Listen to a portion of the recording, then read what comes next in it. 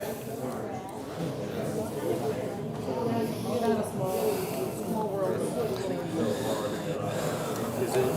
yeah, I mean,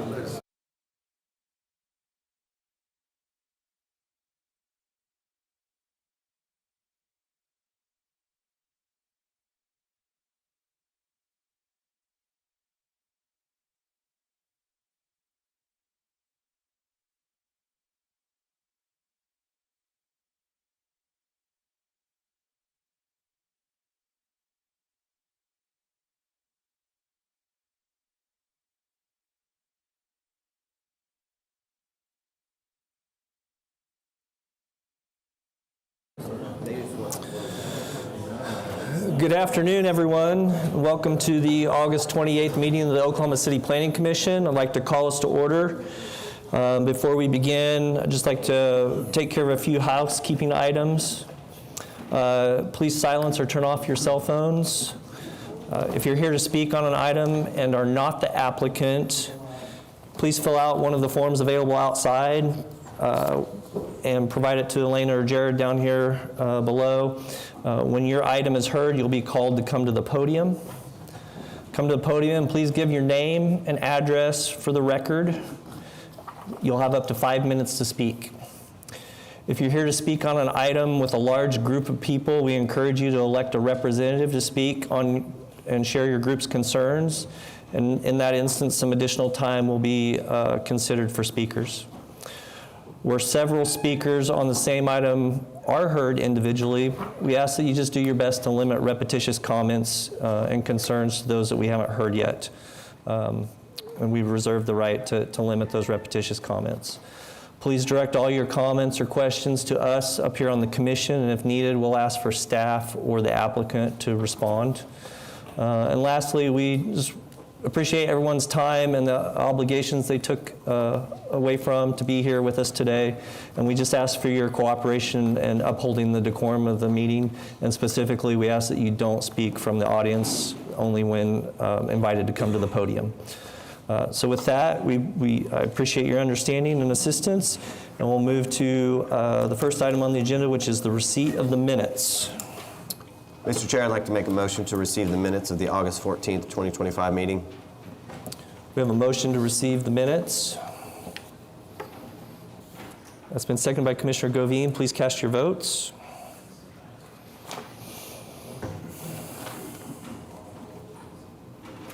The minutes are received.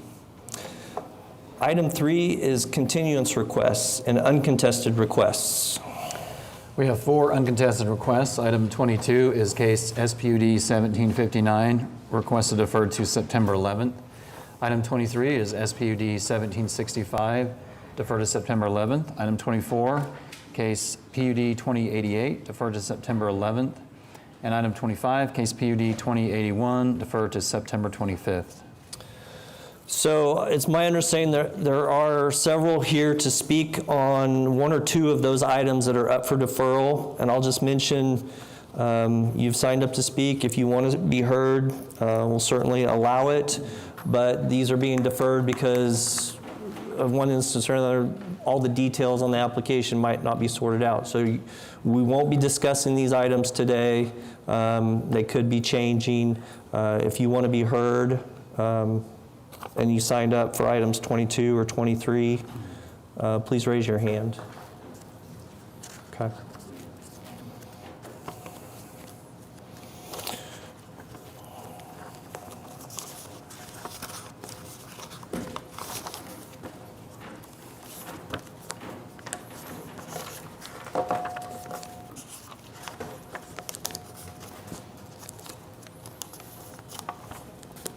Patricia Collins. You have up to 5 minutes to speak. I won't take that much of your time. I'm not going to be here on September 11th. I am a 23-year resident of Gatewood, and I'm here to make my voice known now that I am in opposition of this rezoning request. Gatewood has been inundated with this kind of commercial rezoning requests, and that we have not stopped them earlier is our fault because we haven't been paying attention. but we are paying attention now. And so I would request that you give serious consideration to declining this rezoning request. Thank you. And just for clarification, that was regarding item 22, SPUD 1759. Yes. Thank you. Also, item 22, SPUD 1759, Daryl Stevens. It's the other one, Nate. 23. Oh, it shows here item 22. Yeah.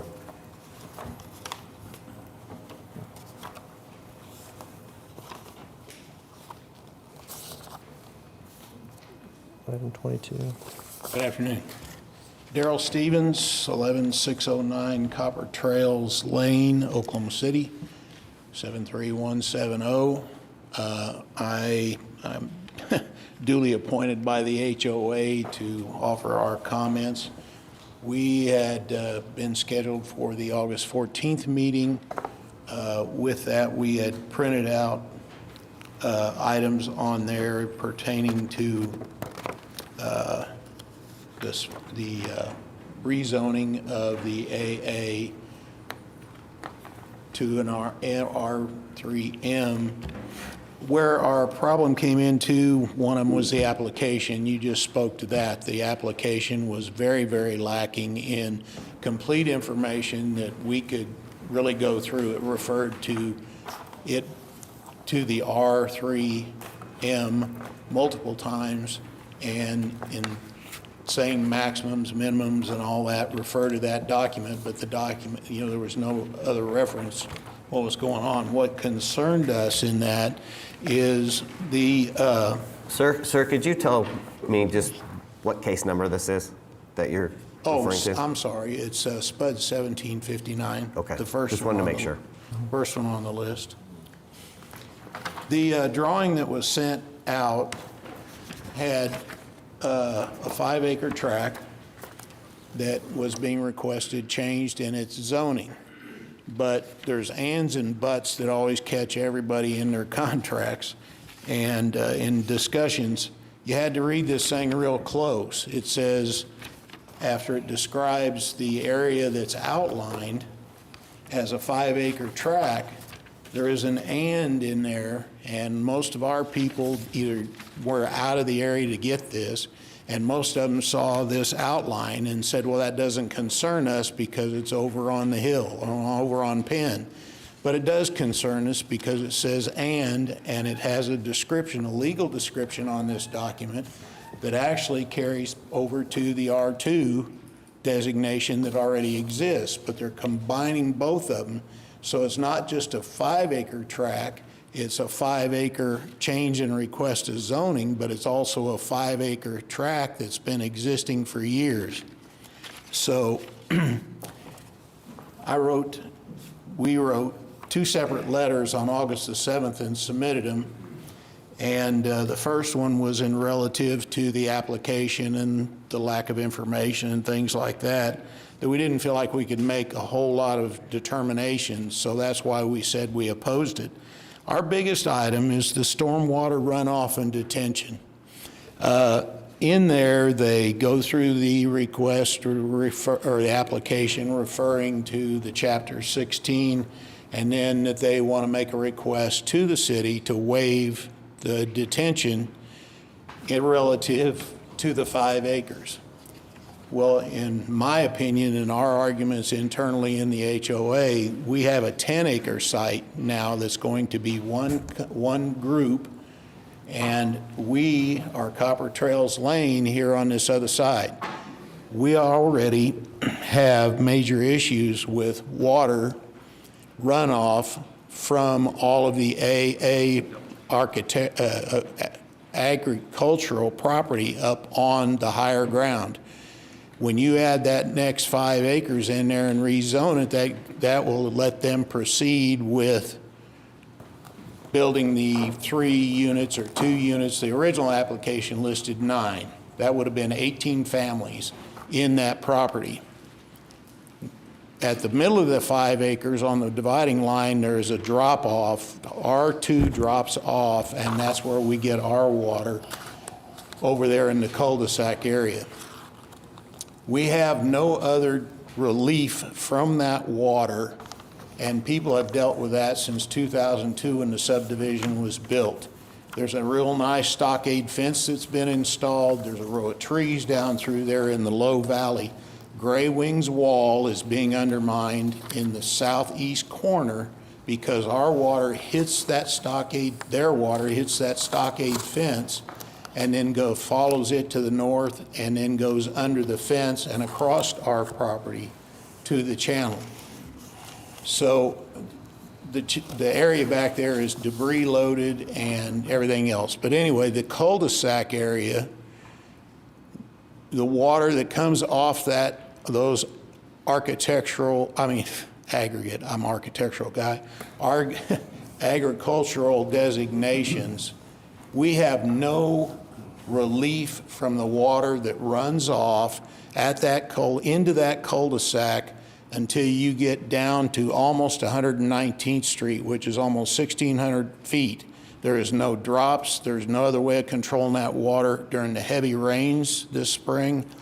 Our street becomes a flume, and it's a large flume. It fills up the street. It gets to the top of the curb and goes all the way down almost to 119th Street before it gets any relief. And then where does it go? It goes into a storm sewer drop that takes it out to our private detention pond. So we not only get water from the properties in the subdivisions north of us, we then get the runoff from the agricultural zoning places, and then it goes into our pond. Mr. Stevens, you got about 15 seconds left. I'm going to ask you to Okay. wrap it up, please. Well, I guess all I can say is we feel like that in this master plan that was supposed to be done, we think that 10 acres, not 5, should have a stormwater runoff plan developed that takes care of their water, which we've been dealing with for years. Okay, thank you.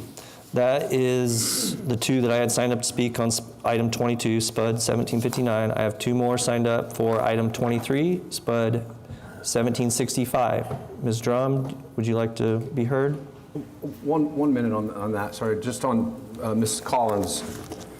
You were speaking on item 1759, the same one this gentleman just spoke. 65. Okay. That's what I not- was trying to make sure, because Gatewood, this one we just spoke about is not in Yeah, Gatewood. that wasn't the information that I had on the sheet. I wrote down the wrong. Okay. 65, got it, thank you. Before we move on, Barry Lodge, could you get with this gentleman, please, and discuss his concerns about the, at least exchange some information where he could discuss his concerns about the runoff for me, please? That'd be great, thanks. Okay. Ms. Drum, please. Candace Drum, and as Patricia previously stated, I just am totally opposed to this rezoning, and for the reasons that she has given. That's all I have to say. Okay, thank you. Christina Griffith? Hi, Christina Griffith. I'm at 1424 Northwest 17th. The house right next to the house asking to be rezoned. I will save my full statement for the September 11th hearing, but I did just want to, I was told to come today to bring any issues that may affect, since it's deferred, may affect the future planning of this. And not only am I very opposed to this being rezoned for multifamily units for a duplex in the back, I'm asking to maybe meet in the middle to have an ADU, which the city has pushed for quite extensively. Having an ADU versus a duplex would not only, they'd be able to keep the 5 to 6 mature trees that are already in the backyard. We've lost so many trees over the years, especially with the 2020 ice storm. But due to the size and the design of the apartments that are being proposed, it's going to come right up against my fence line with windows looking into my yard where my kids play and where I like to enjoy my privacy and peace and quiet. pushing for ADUs, I think, instead of a duplex would solve all of these issues and still letting the owners expand how they want to. The big one that I would really like to hit on is the alleyway issue that this is going to further affect. The alleyway right now is not in great shape. Many of us use that alleyway. For instance, I have a shared driveway. I have a tandem garage. I use that to enter and exit my property. Right now, after speaking with the owners, they're anticipating 7+ months of construction. That's going to be completely blocked for 7+ months. We're already having issues due to Airbnbs back there with the traffic that's causing, and the deterioration of the alleyway. So I'm extremely worried with all the construction material, vehicles back there. It's going to deteriorate it further and make it unusable, which is a major safety issue. And then just finally, I really encourage you guys to rethink this. I think passing something like this sends a message to the community that developers matter more than people who live there, who are actually invested in the community, who are property owners and actually living in the property. So having this pass sends a message that development is way more important than the people who actually live and are invested in the community. So I just really encourage you to rethink that. I'm not opposed to some changes to these plans. I just ask that we be reasonable and respect the neighbors that currently live there. Thank you. All right, thank you, Ms. Griffith. All right, that was everyone I have signed up for the items on the uncontested request, so we're just ready for a motion on those items. Well, before we do that, I mean, it sounds to me like the applicant would be, would behoove them to get with their neighbors and talk this out between now and the next time it's on our agenda, so. For sure. Yeah, I agree, and I've spoken with Ms. Griffith as well as the developer, Mr. Struble, and I will convey that message to him to speak with you between now and the next meeting and see what might be able to be done. I think not just the neighbors. Yeah, if we hear this Certainly. application again, and there hasn't been communication with the neighbors, I don't think that's a good thing. Yeah. So, okay. We just need a motion for the uncontested requests. With that, I'd like to make a motion to recommend approval of the uncontested request as read. All right, we have a motion from Commissioner Noble to approve the uncontested continuance request that's been seconded by Commissioner Powers. Please cast your votes.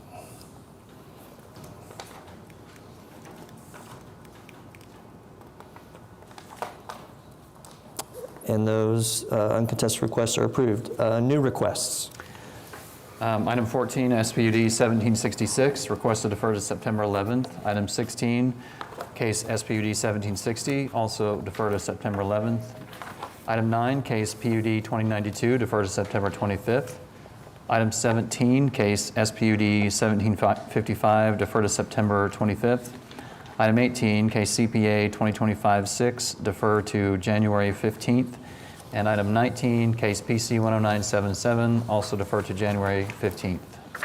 Okay, another situation where I have roughly 5 signed up to speak on item 16 that will be deferred to the September 11th meeting, and 1 for item 17 that will be deferred to the September 25th meeting. I would encourage you that if you can make those meetings, to save what you have to say for that, but if you want to be heard, we'll permit that. So anyone signed up for item 16, SPUD 1760, that wants to be heard right now? Mr. Chairman, just as a matter of procedure, don't we generally wait to hear from people who are signed up to speak? Or we decide if new requests for continuance are going to be granted? We generally do, but some residents were told that they should come and be heard, and that was for one item, and I don't feel that I can allow that for one item and not the others. No, you misunderstand me. Have we already decided we're going to continue these items? No, these are the new requests, so we haven't voted on them yet. I misunderstood what you said, I guess. Oh, okay. I thought you were telling these people that we're going to continue these items, but they can speak if they want to. They're being considered for. Thank you. Okay. So, all right, item 16 is being considered for continuance. Does anybody want to be heard on that? Okay, I will read these. I ask that you please keep it brief. Joseph Faust.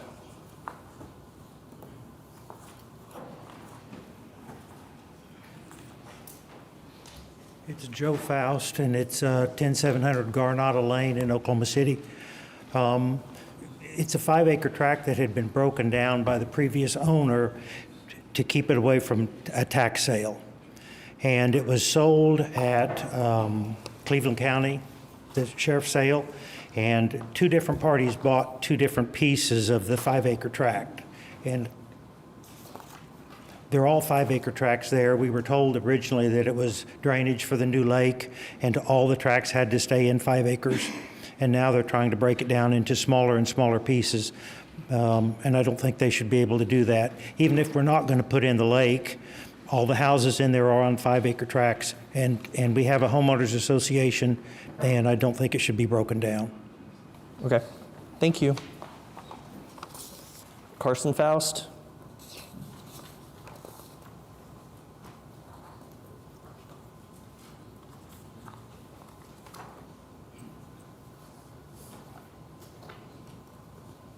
Hello. Hello, I am Carson Faust, and I oppose SPUD 1760 because I don't want the land rezoned and broken up, and it's against the established restrictions and protections of the neighborhood. Thank you for allowing me to speak. Thank you. Is it Corinna Erie?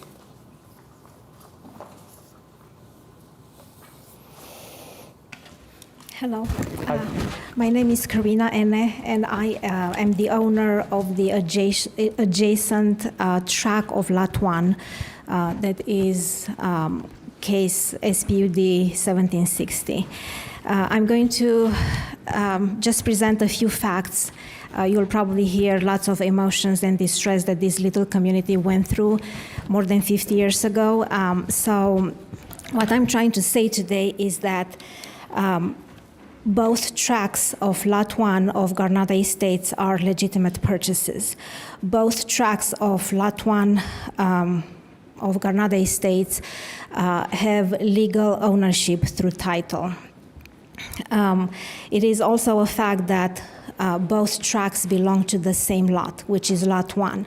It is also a fact that Garnata Estates is a little community that has restrictions and covenants under the HOA, and they restrict 1 dwelling per lot. Also, there is a building, a dwelling already on Lot 1 that is through building permit 2021-0912. Article 5 of covenants and restrictions indicates that there is just 1 dwelling per lot, and I would respectfully ask the Commission to consider all these restrictions and support this little community that already went through a legal battle in the 70s, where there are court records indicating that a judge decision was made that reinforced these restrictions of the HOA, allowing just 1 dwelling per lot. That's all I had to say. Thank you. Thank you, Ms. L.A. Gregory Faust.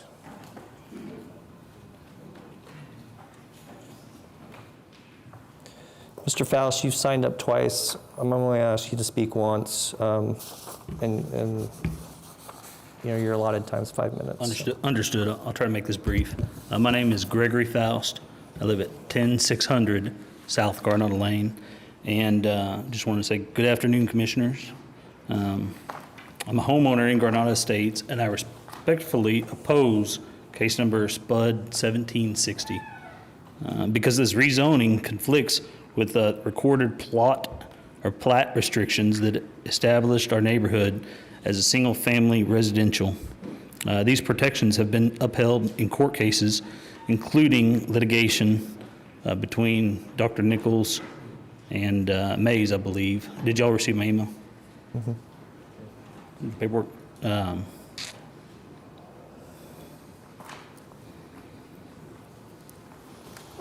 those litigations reached the Oklahoma Supreme Court, confirming their importance in preserving our neighborhood's integrity. Approving this rezoning would undermine decades of community reliance and set a precedence that weakens property values and the residential character of Granada Estates. I urge you to deny this application. Thank you. Thank you. And I'm also speaking on behalf of Dr. Nichols and Connie. They're homebound, so. All right, thank you, Mr. Faust. And then, so that was everyone for SPUD 1760, item 16. And then item 17, Sam Gwinnett, SPUD 1755. Do you wish to be heard? No? Okay. All right, I just need, ready for a motion for the new requests. I'd like to make a motion to approve the new request as read. A motion from Commissioner Noble to approve the new requests as read. It's been seconded by Commissioner Harrison. Please cast your votes. And the new requests are approved. Next item is our public hearings, and we'll begin with the consent docket. Item 1 is case C-7756, final plat of Tuscany Lakes, Phase 7, located west of North County Line Road and north of Northwest 122nd Street. That is all. All right, I do not have anyone signed up to speak on the consent docket, so we're ready for a motion. Mr. Chair, I'd like to make a motion to approve the consent docket as read. We have a motion from Commissioner Noble to approve the consent docket. It's been seconded by Commissioner Meek. Please cast your votes. The consent docket is approved. Items to be heard individually. We'll begin with item 2. This is case PC 10981, application to rezone 625 East Eubank Street from R1 to R2. Is the applicant present? Please come up, give us your name and address for the record, and tell us about your project. Good afternoon. My name is Shahzaib Amjad. I go by name Sean. I own a company, KFK Investments. We do new constructions and commercial properties. So actually, this, and then there's a lot right next to it. That is a next item on the docket. So the plans for this is to do a duplex, and then on the next lot, do a triplex. And we're going to be adding that to our Airbnb portfolio. So we're going to be doing development by ourselves. Okay. Commissioner Harrison, this is Ward 7. Would you like to lead the discussion? I don't have anyone signed up to speak. This week. There it is. Hey, okay, welcome. No one is here to speak. Are there any Ts? Staff have any? Okay. Well, if seeing none, then I move that we approve PC 10981 to be moved to City Council. Great. A motion to recommend approval of City Council, PC 10981. Thank you. And then next one is me Oh, as hang well. on one second. We're waiting on votes. That's been seconded by Commissioner LaForge. Please cast your votes.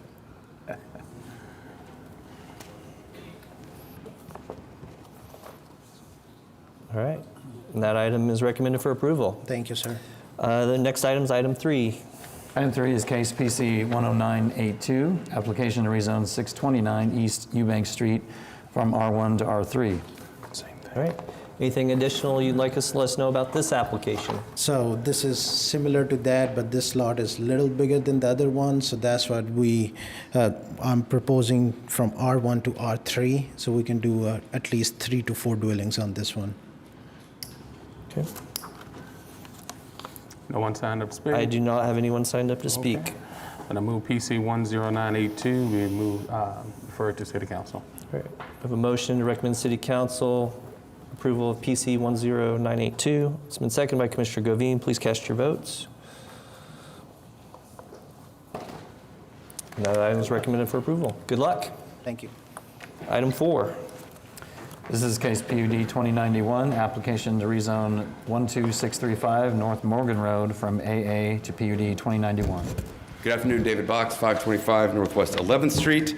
Here on behalf of the applicant. The application before you would allow for the AA base to remain and simply add the administrative and professional office use to allow a single office building to be built. There is one TE that we agree to. Okay. This is my ward. I don't have any concerns, comments, so I'm in full support. Any other comments, questions from commissioners? All right, I'm just ready for a motion.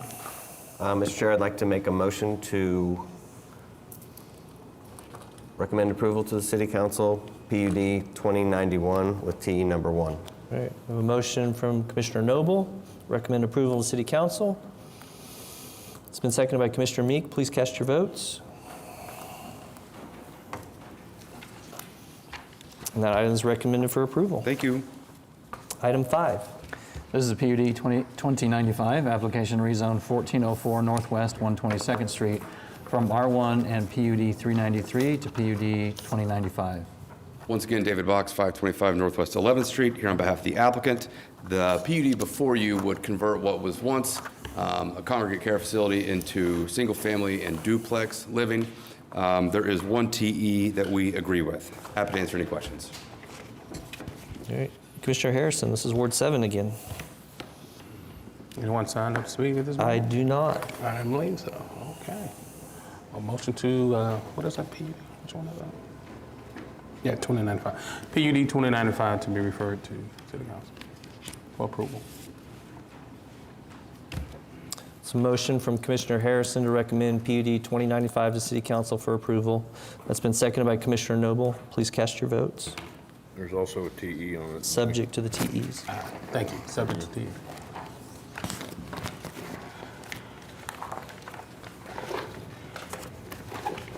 And that item is recommended for approval. Thank you. Item 6. This is PUD 2057, application to rezone 1325 East Hefner Road from PUD 1443 and PUD 1529. David Box, 525 Northwest 11th, here on behalf of the applicant, who's also here with us, as well as Mark Zitzow. This has a lengthy case history that you'll see under item B on the front page of your staff report. The reason being, we had some neighbors that had some concern.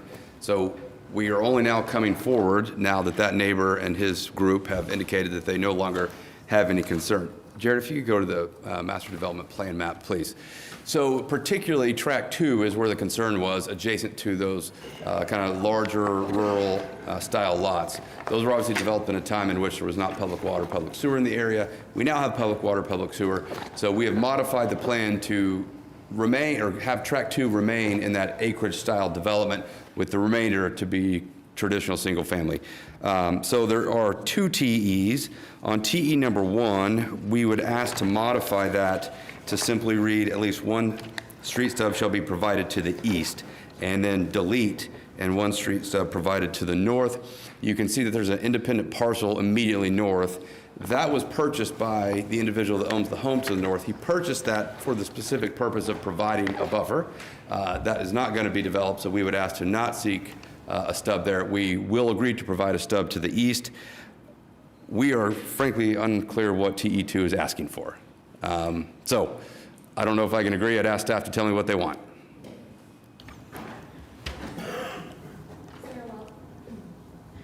Sarah Welch, Planning Department. The item on your agenda after this one is the preliminary plat, which indicates a 15-foot setback. And so if they would like that 15-foot setback, it needs to be addressed in the zoning. What's that? We don't need it for track 2. So do we need the TE? So the TE can be struck? So you can strike the TE. Track 2 is just per base zoning. That's fine. We would ask to delete TE2, as we simply will meet base zoning. Okay. Commissioner Harrison, this is your ward. I do not have anyone signed up to speak on this, but I would ask maybe for some clarification from staff on the deletion of TE2. That is exactly what I'm asking for, clarification from staff. Yeah. Sarah. We're fine, you can delete TE2, it'll just default to the base zoning. It's just that they'll have to amend their plat. They won't be able to have a 15-foot setback as shown on your next item. Okay. So you can delete it, that's fine. So TE1 modified to not require a stub to the north, delete TE2. Any additional? Okay, if not, move approval for PC 10982. Let me just check if there's any other comments, concerns from other commissioners. Okay. Sure. Okay. Proceed on with the motion for PC 10982,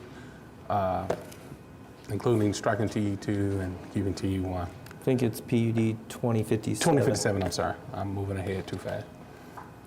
All right, we have a motion from Commissioner Harrison to recommend approval of City Council PUD 2057. That's been seconded by Commissioner Powers. Please cast your votes, subject to the amended technical evaluations.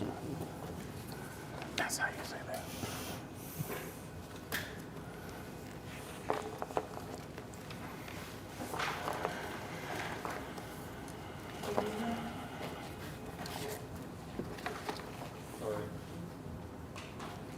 Thank you. And that item's recommended for approval.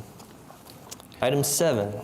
Item 7 is case C-7719, preliminary plat of Hefner Woods Phase 2, located east of North Kelly Avenue and north of East Hefner Road, and a variance to the subdivision regulations. David Box, 525 Northwest 11th Street. Here on behalf of the applicant, this is the companion plat. We agree with all the TEs. We do need a variance as it relates to the stub to the north. Other than that, we agree with all the TEs. Okay. Once again, Commissioner Harrison, this is your ward. I do not have anyone signed up to speak. We will need to take the TE2, the variance first, separately, regarding if you're prepared to make a motion. I'm prepared to make a motion for C-7719, the variance first, with the variance.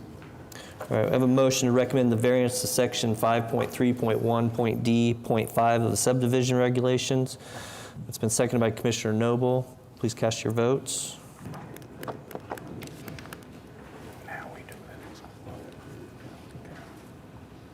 Thank you. And the variance is approved. Now the item.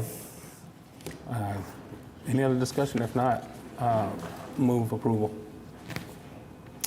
I have a motion from Commissioner Harrison to recommend approval subject to the technical evaluations.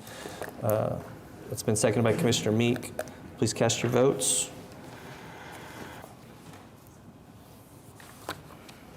That item is recommended for approval. Thank you. Item 8. Item 8 is PUD 2093, application to rezone 16901 North Portland Avenue from PUD 737. Good afternoon, David Box, 525 Northwest 11th Street, here on behalf of the applicant. This is a PUD that would allow for a combination of both commercial and multifamily development. It's ideally located right there along Portland State Highway 74. We have a blue line that runs to our south, and on the other side of that, you have some kind of light industrial commercial as well as mini storage. So happy to answer any questions. There is one TE that we agree to. Commissioner Noble, this is Ward 8. I do not have anyone signed up to speak.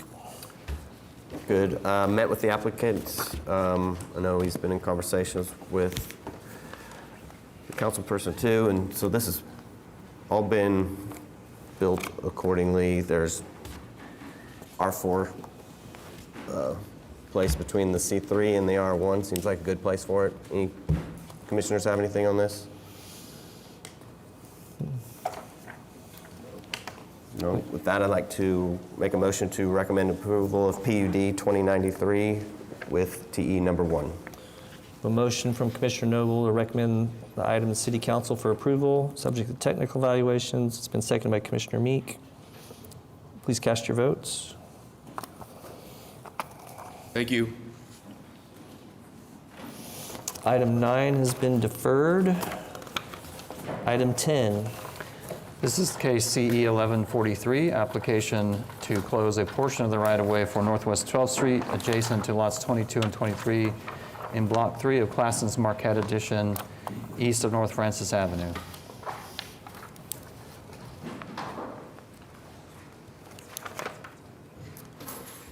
Weston Dennis, 559 Pedras Circle in Newcastle, Oklahoma. I'm the architect working with the applicant on the proposed scheme for this project, and you guys are just looking at the request for the vacation. But just to add a little color to the why here, we've currently got an 8-unit townhome scheme that we're working on for this corner. If we were able to get the right-of-way, just a little bit that we're asking for here on 12th, we'd be able to add a 9th unit to our scheme, make it a little bit better, more dense scheme for that corner. Happy to answer any other questions I can on this. Okay. Commissioner Govine, this is your ward. I do not have anyone signed up to speak. Okay. Yeah, this, I've spoken with the applicants, and I've also spoken with staff. I was trying to find out why the concern and recommendation for denial, and you know that basically is inconsistent right-of-ways is a bit of an issue.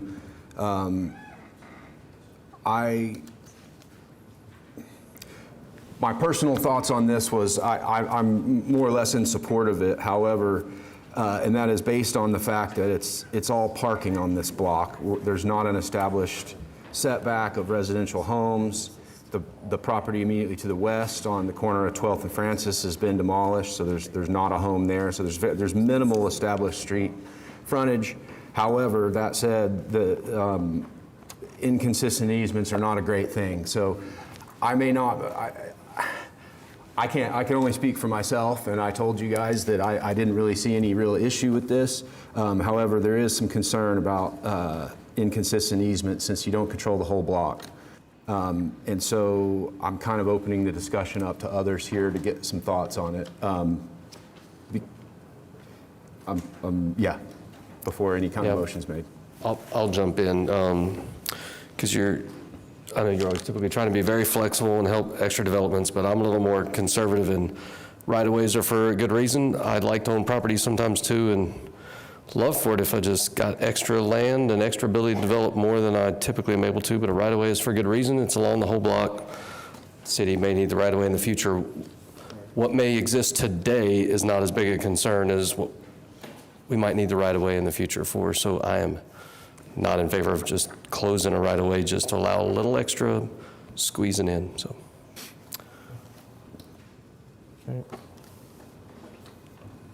Yeah, I'd have to agree with that statement. I mean, I'm all for development and density, but you know, just arbitrarily giving the right-of-way to someone, I just don't see a need for it, so.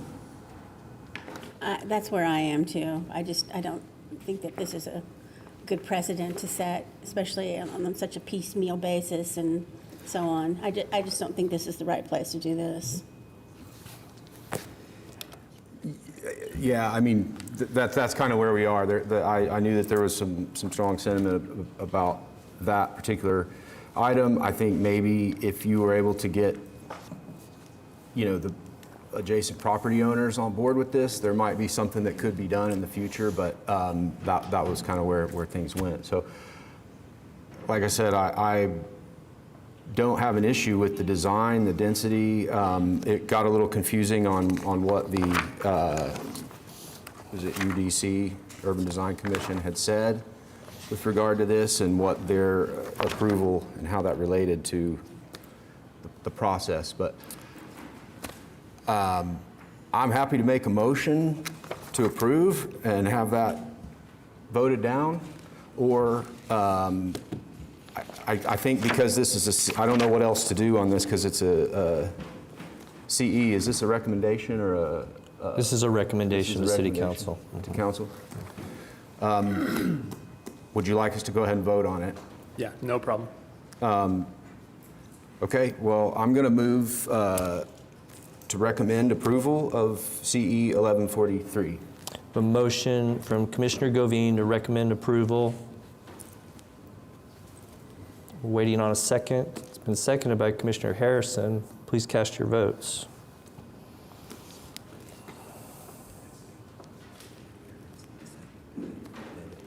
And that item fails.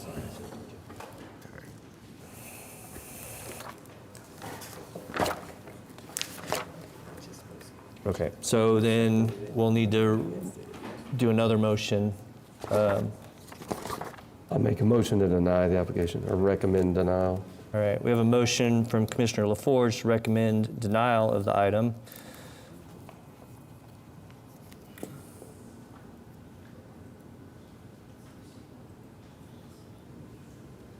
That motion has been seconded by Commissioner Powers, and I'll remind you, a vote yes is a vote to deny.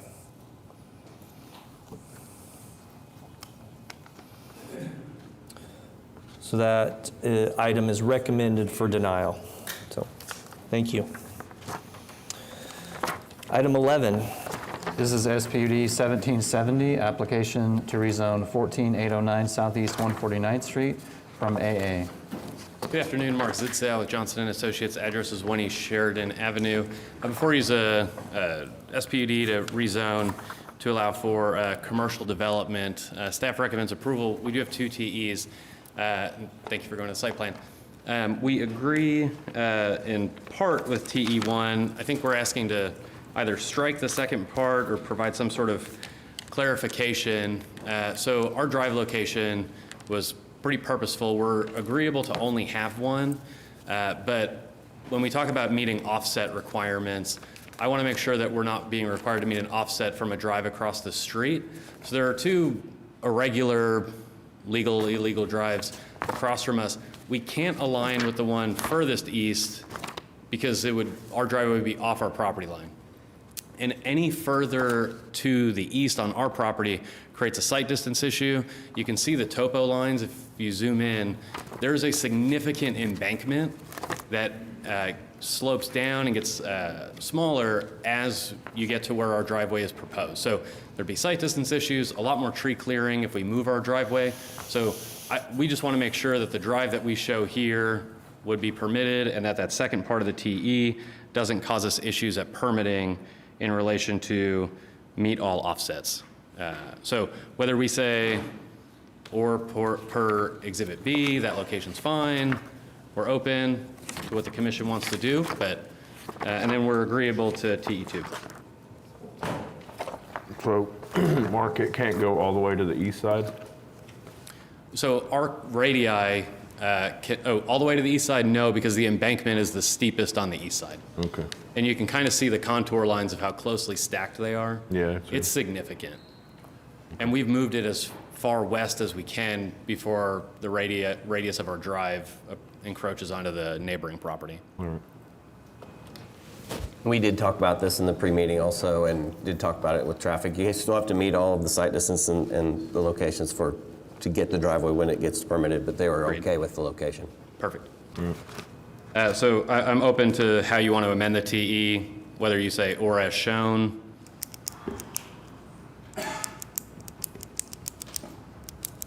Mr. Privet, any thoughts? If staff is good with as shown on the Exhibit B, that's fine with me.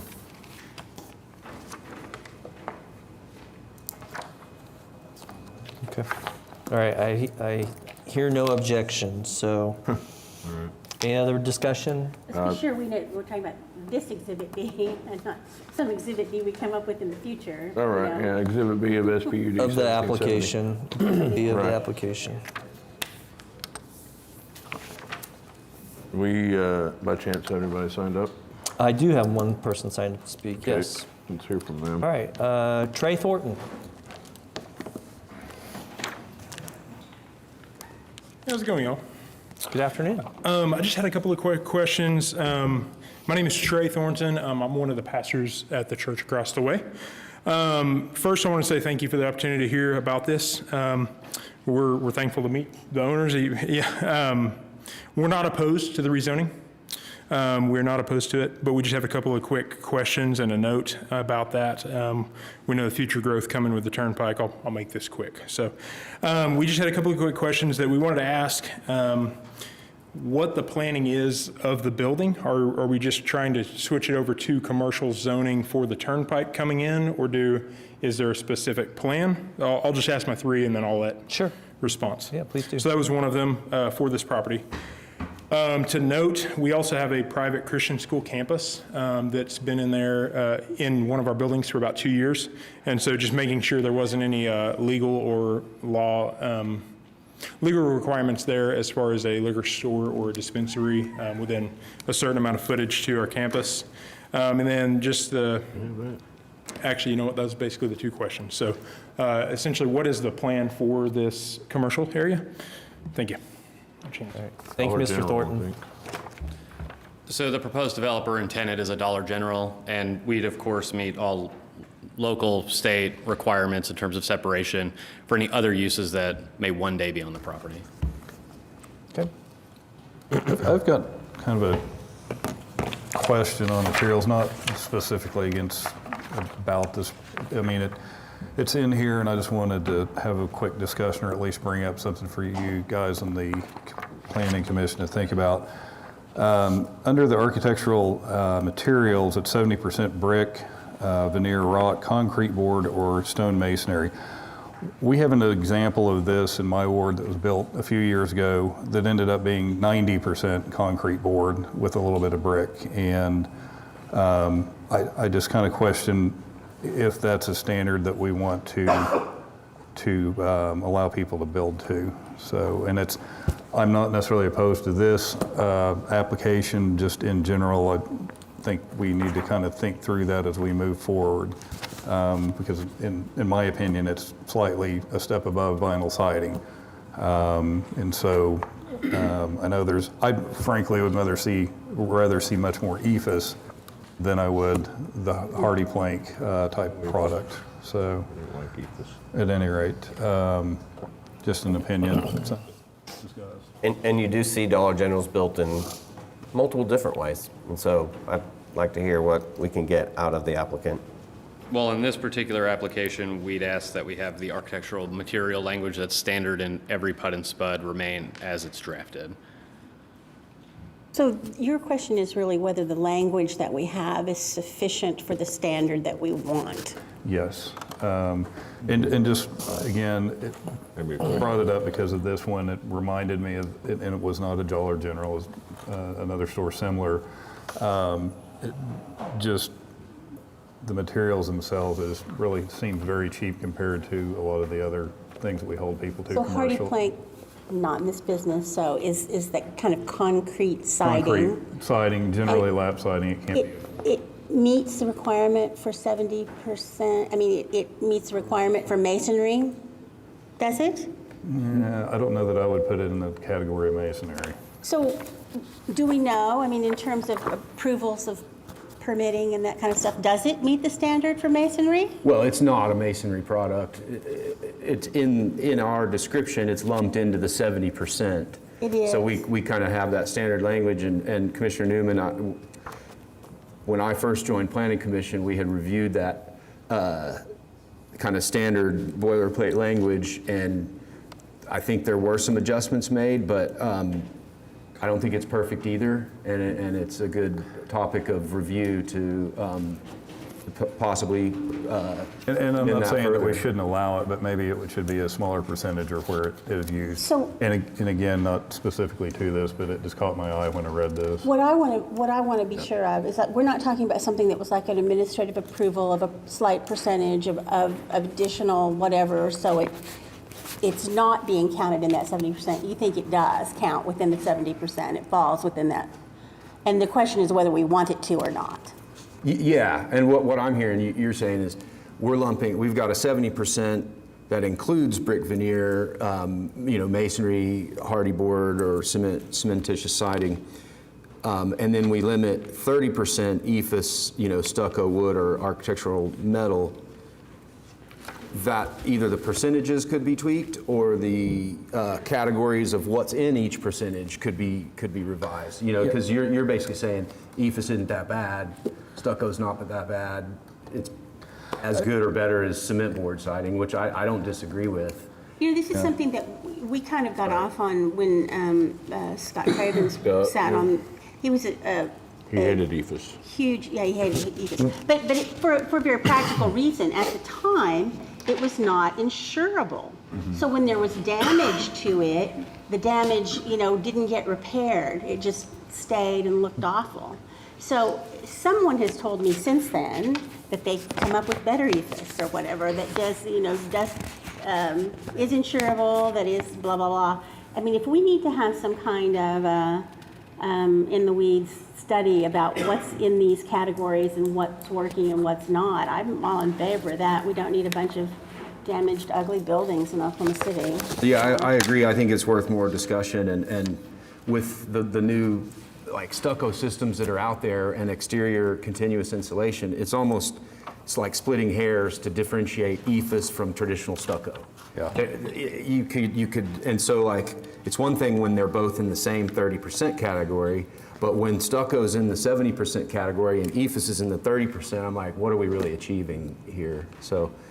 I have no doubt that there are probably some great people in the planning department watching and taking notes for the new code update. Yeah. Then. And again, I didn't mean Let's to not get put any more eggs in that basket. I didn't mean to get us sidetracked on this, but the particular example I saw, part of it blew off. We had a high windstorm, so it was something that stuck in my head, and I was reading this. I was like, it's something worth discussing, I think. Quick follow-up question. Go to this other mic, please. Go to this other microphone, please. Also, again, not necessarily opposed to anything, just a follow-up question is there's a Dollar General to the west by 2 miles and there's a Dollar General to the north by 3 miles. It seems like we were invaded by Dollar Generals. Is this one going to offer anything different? Do you know? I'd be happy to connect with them. Okay. We can get with our client and figure out what the internal store is and fill them in. Thank you. Thank you so much. Appreciate it. Okay. Anything else? All right. I don't think so. Commissioner Privet, I think we're ready for a motion. All right.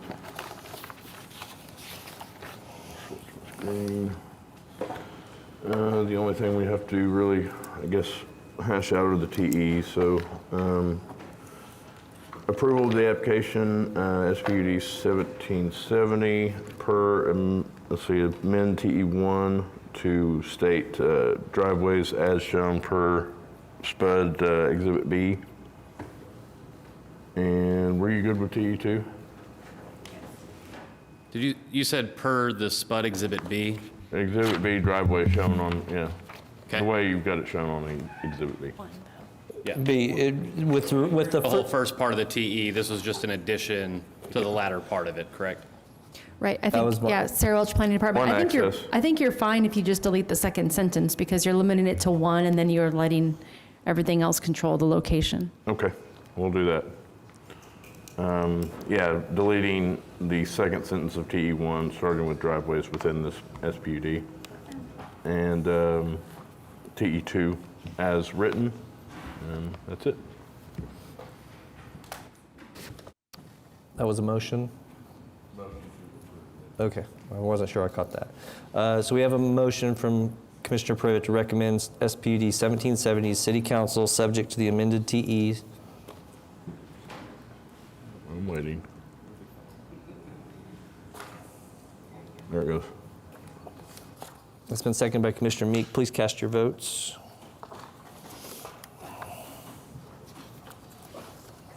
That item is recommended for approval. Thank you. Item 12. Item 12 is SPUD 1772, application to rezone 1003 South Pennsylvania Avenue from C3 and SRODD. Mark Zitzow, 1 East Sheridan Avenue. This is a SPUD to allow for the repurposing of what was an old convenience store, almost like burger stand type of building. And if you go to the site plan, there's a proposed warehouse addition to it. We've worked with staff. They've recommended approval. We have no TEs. Yesterday afternoon, we did attend the Urban Design Commission hearing where they recommended approval unanimously. There were no conditions through that approval, so there would be no additional TEs needed should you choose to recommend approval. With that, I'm happy to answer any questions. Okay. Commissioner Govine, this is your ward. I do not have anyone signed up to speak. Okay. Yeah, I don't have any issues with the application. There is no TE Where did you end up on the improvements of the alley? We are improving to the limits of our driveway that takes access off of it. And that's written into the MDS? Correct. Okay. Let me get to it. That's what I was just I know that was a topic of conversation. Apologies. Section 13, second line, access from the alley is permitted. Should alley access be taken, the alley should be improved to city standards from the proposed drive to Southwest 9th. Okay. In that case, I'm glad to see that's in there. That's been hashed out. I'm in agreement. Is there any other comments or questions from other commissioners? Okay. I will move to recommend approval of SPUD 1772. The motion from Commissioner Govine to recommend the item to City Council. It's been seconded by Commissioner Newman. Please cast your votes.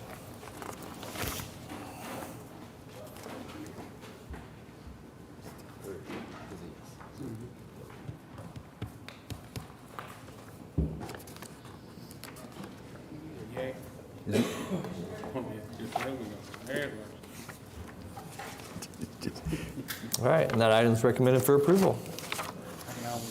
Item 13. They turn your mic This on. is SPUD 1771, application to rezone 2620 South Mustang Road from AA.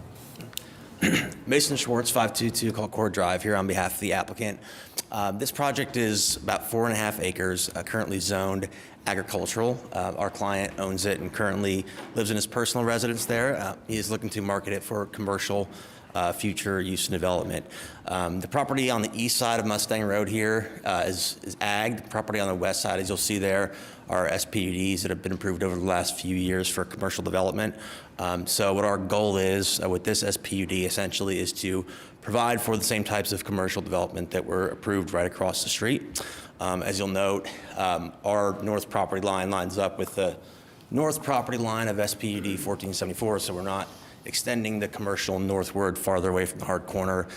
We're simply trying to mirror what's been approved across the street for future development purposes.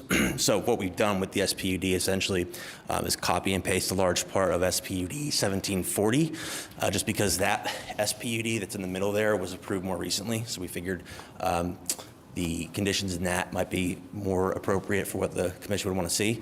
That's where most of the use units come from. It's also where a lot of the regulations are as well. We have 4 TEs. We agree to all 4 TEs. We are not aware of any protests, so we believe it is appropriate given what's been approved across the street and what's being developed across the street. We'd be happy to answer any questions, and we would ask for your approval. All right. Thank you. Commissioner Meek, this is your ward if you want to lead our discussion. I do not have anyone signed up to speak. Okay, thank you, Mr. Chairman. Oh, it's loud. Just a question maybe for the commissioners or the applicant. If you said he lives in the house currently? Yes, sir. And so if this passes and goes to council and becomes commercial, can he still live in the house? So we have included, if I could address it. Oh, I think we have included the single-family use unit. Okay, that's what threw me off. I didn't see it because it had the C3 base. Okay, so you added the use, okay. And then my only question for the other commissioners, if you guys saw any of the uses in the, that you had an issue with.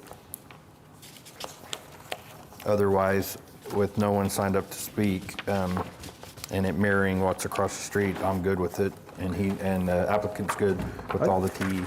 The one question I had was, I think the TE1, there's no speaker boxes, but we're going to allow drive-through.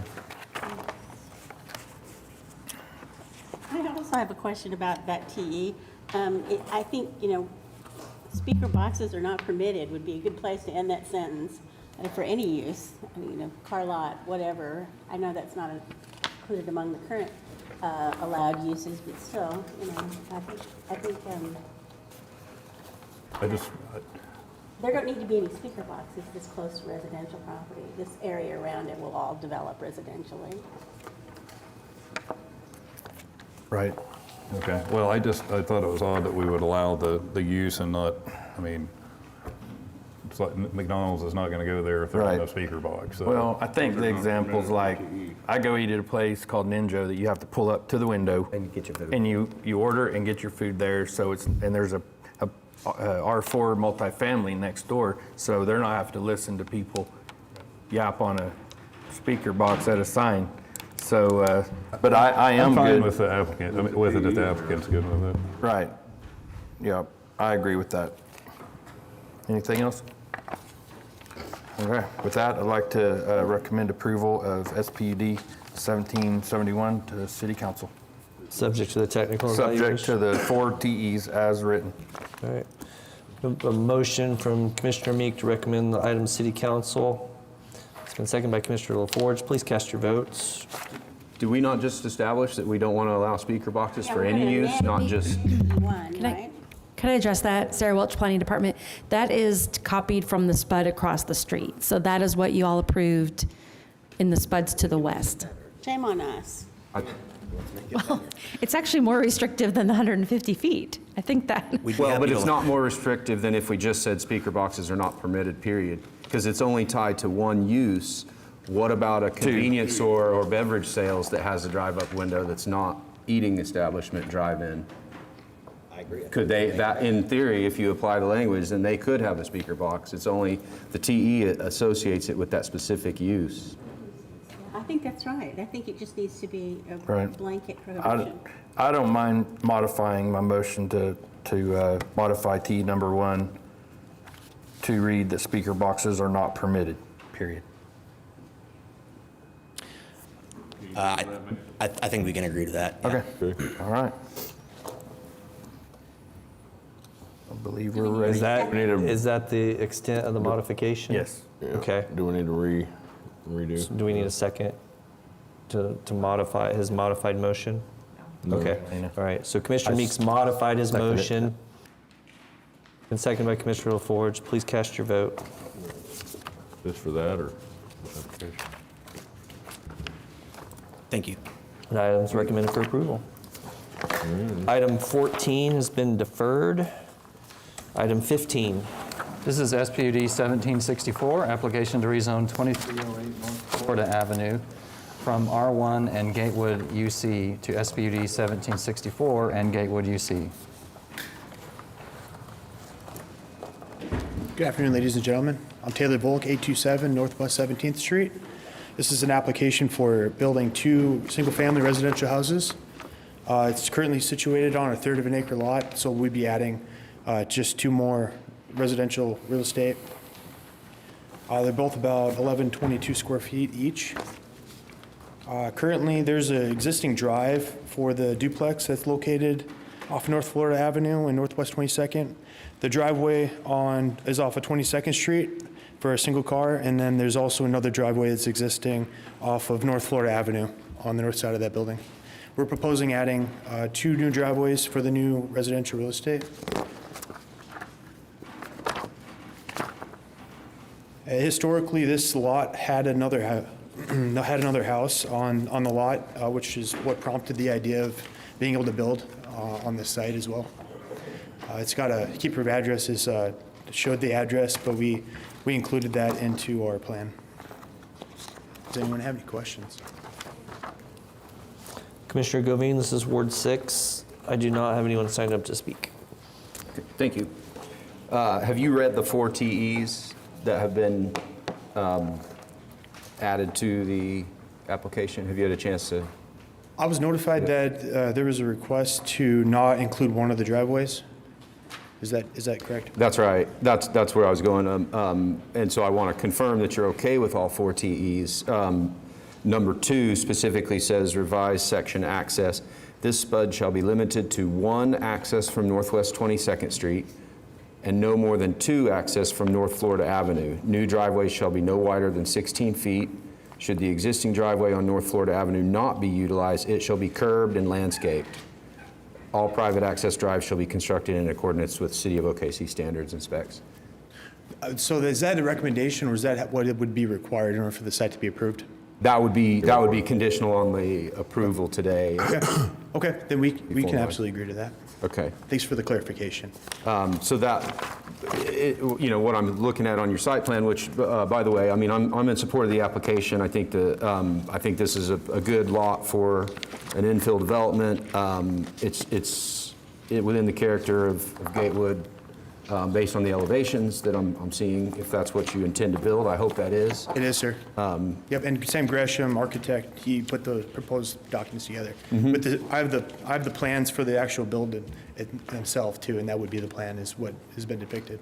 Good. So I have no issue with that. Obviously, there's a slight, I think it might just be a site plan kind of goof maybe, but it appears one of the structures is over the property line. You wouldn't be able to build past the property line there. That, you might be looking at the initial application. We had Sam Gresham put together that actually had that setback, so it was properly in line. So it will not pass that boundary, that setback. That would come up in permitting anyway. So yes, and we submitted the additional document with the city prior to the meeting. It was about a week ago. Okay. So that will take place. Yes, sir. Good. Any other questions on this one from anyone? Are all these people signed up to speak? Nope. Okay. Okay, well, I'm going to move to recommend approval of SPUD 1764, subject to the 4 TEs as written. We have a motion from Commissioner Govine to recommend the item to City Council. It's been seconded by Commissioner Harrison. Please cast your votes. Thank you, ladies and gentlemen. Items recommended for approval. Appreciate your time. Thank you. Good luck. Thank you. Item 16 has been deferred, as has item 17, 18, 19. We are now at item 20.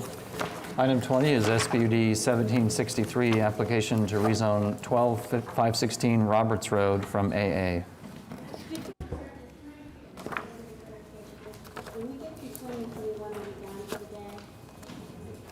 We have item, yes, 21 is our last item. See, I'm confused myself from items 20 and 21, and I think I'll just go home. Okay. You might miss some engaging discussion on stucco and cement board, though, at the end. Yes.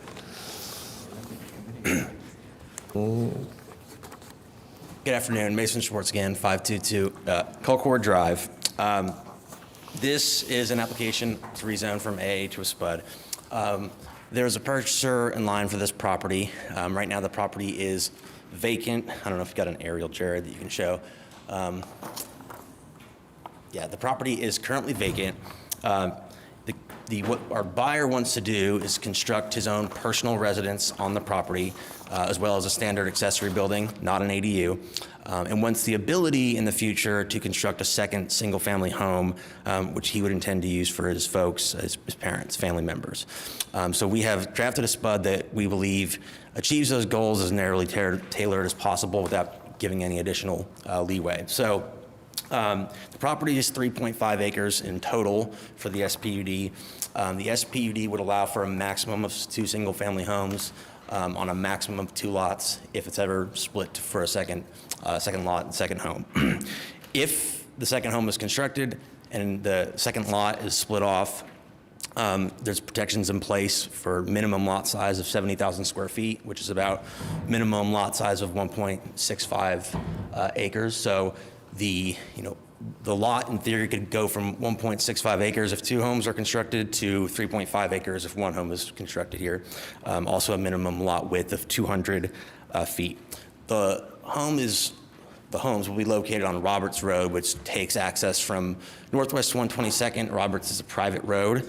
There are 7 other homes along Roberts Road, and those homes are located on lots which have a range of densities or range of lot sizes that starts as low as 1.04 acres, as you see on the southwest piece of that Roberts Road stretch, ranging up to about 5.8 acres in max. And so we believe the maximum density, whether it's 1 lot or 2 lots, ultimately on this property is right in that range, consistent and compatible with the densities that you're seeing out here along Roberts Road. There is opposition to this. We continued this from the previous meeting. We met with neighbors last week as well as their representative, Mr. Kelly Work. They shared concerns, a number of concerns with the application. So we listened to those. We did make a few changes to the SPUD in response to specifically the neighbors' concerns. The first is has to do with access. So the original site plan that we showed, and you might go to the site plan, Jared, if you could. So this is actually the original site plan. We have submitted a modified version this week that will, you see that north access under the modified site plan. That north access piece will be out to the west there on Roberts Road. There was concern with how much use of that road on the north, which is labeled on this site plan as Roberts, but really it's more of a private drive that we own. We also have an easement for the property owner to the east. So the long and the short on that is we're going to commit that all access will be taken from the west side of the property to avoid overuse on the north there.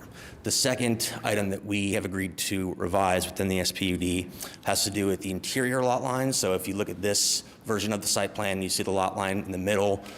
We had originally drafted the SPUD to essentially eliminate any building setbacks on the interior lot line on the idea that if it's going to be a contiguously owned property, we wanted to give them the flexibility to build as close to that interior lot line as possible.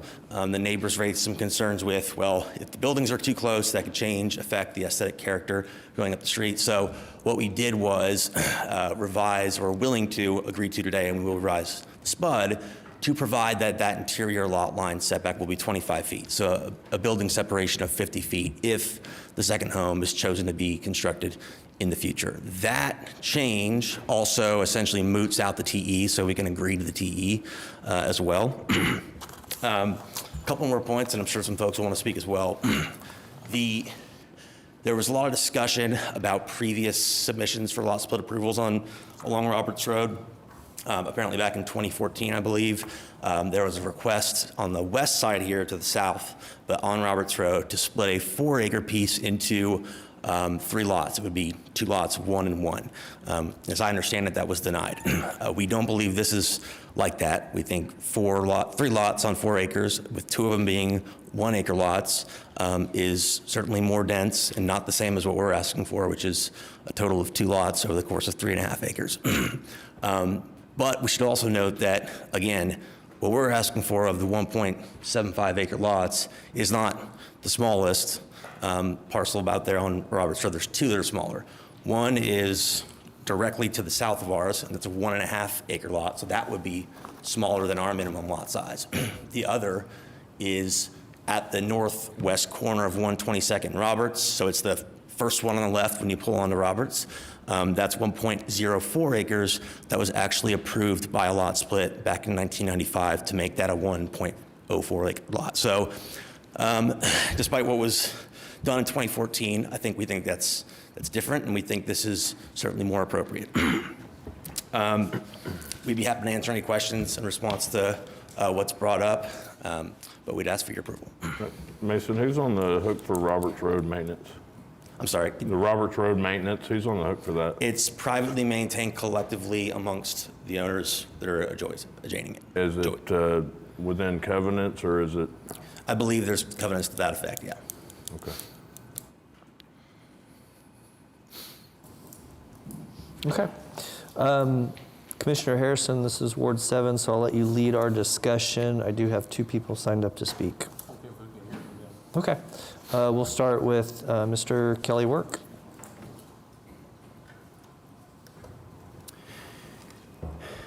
Good afternoon. Thank you, Mr. Chairman and members of the commission. My name is Kelly Work. My address is 105 North Hudson, Suite 304, Oklahoma City.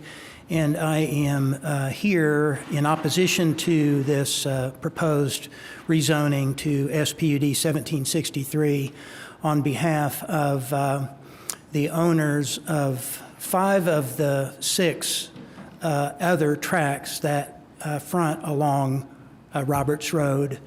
And in addition, at least a couple of the owners of properties on Hoffman Road, which is immediately to the east and is similarly situated to Roberts Road. So it's at somewhere around 15 individuals that have joined in this opposition to this proposed SPUD. Roberts Road, as you can see, extends north from northeast 122nd Street for about a quarter of a mile. It is characterized by large tracts that are not served by city water or sewer. They're on septic systems and well water. The road itself, Roberts Road, is not built to city standards and is only 10 feet wide with asphalt paving. And as you can see from the aerial photo that's on the screen, it dead ends 1/4 mile north of 122nd Street. It is presently inadequate to handle the traffic that is generated from what's existing, and would definitely be inadequate to handle additional traffic generated by these proposed additional lots if this rezoning were to be approved.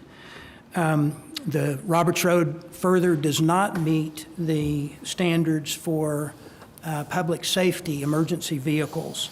The paving width is inadequate, and as I mentioned, it dead ends at the north end. There's no turnaround, and it is a problem presently for the residents that live along Roberts Road because garbage trucks have no place to turn around.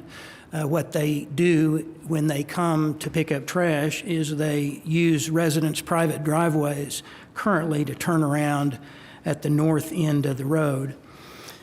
There was a previous request to split some lots on the west side of Roberts Road, as was mentioned. That was back in 2014.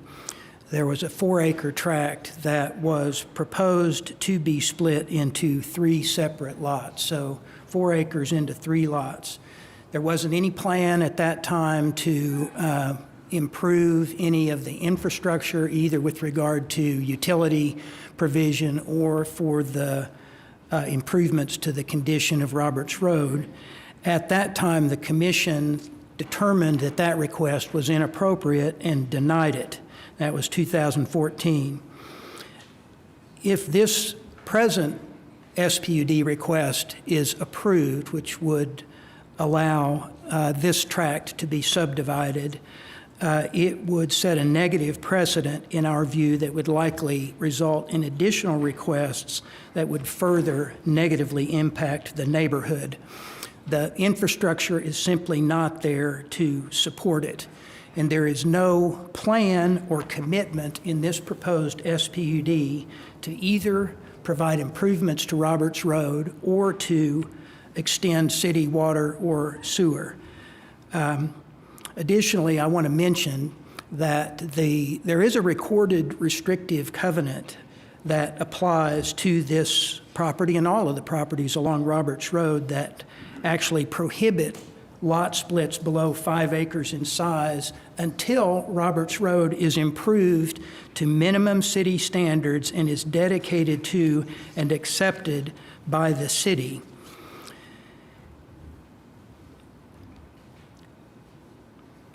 This proposal to subdivide this 3.5-acre tract to 2 lots would be in out of conformance with that restrictive covenant and in violation of it, in our view. Mr. Schwartz made reference to the lot that is directly south of this lot. We're not sure how that lot was created. It was formerly a part of this 5-acre tract that apparently was granted a variance. So there was a variance that was granted by the Board of Adjustment, which allowed that lot to be split off of the 5-acre tract, resulting in this 3.5-acre tract. We're not sure how that happened, but nevertheless, that's how that was created. We don't think that should have happened, and is not consistent with the other tracts that exist along Roberts Road. The tract that Mr. Schwartz referenced on 122nd actually is fronting on 122nd. It does take access from Roberts Road, but from appearance purposes, as you drive down 122nd, it appears as a house along 122nd Street.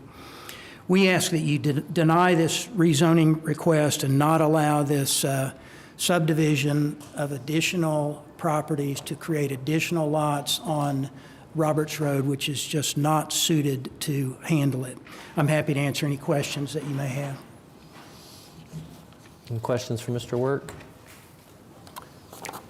Kelly, I just have one question, and that's Yes, sir. So you're representing 5 of the 6 lot owners in there, and they did meet with the applicant Yes. and still are against all of the changes that he's tried to propose, but still against it. We are, yes, sir. Okay. Even with 2 more people added into the plot to share maintenance of Roberts Road? less, for I would have thought that'd be a bonus, but Right. but no. Maybe get it widened while they're doing it. Our preference would be that we'd not get additional homes constructed, additional lots on Roberts Road beyond what would be allowed under the current zoning, which would be a single residence. Okay. Next I have J.R. Little.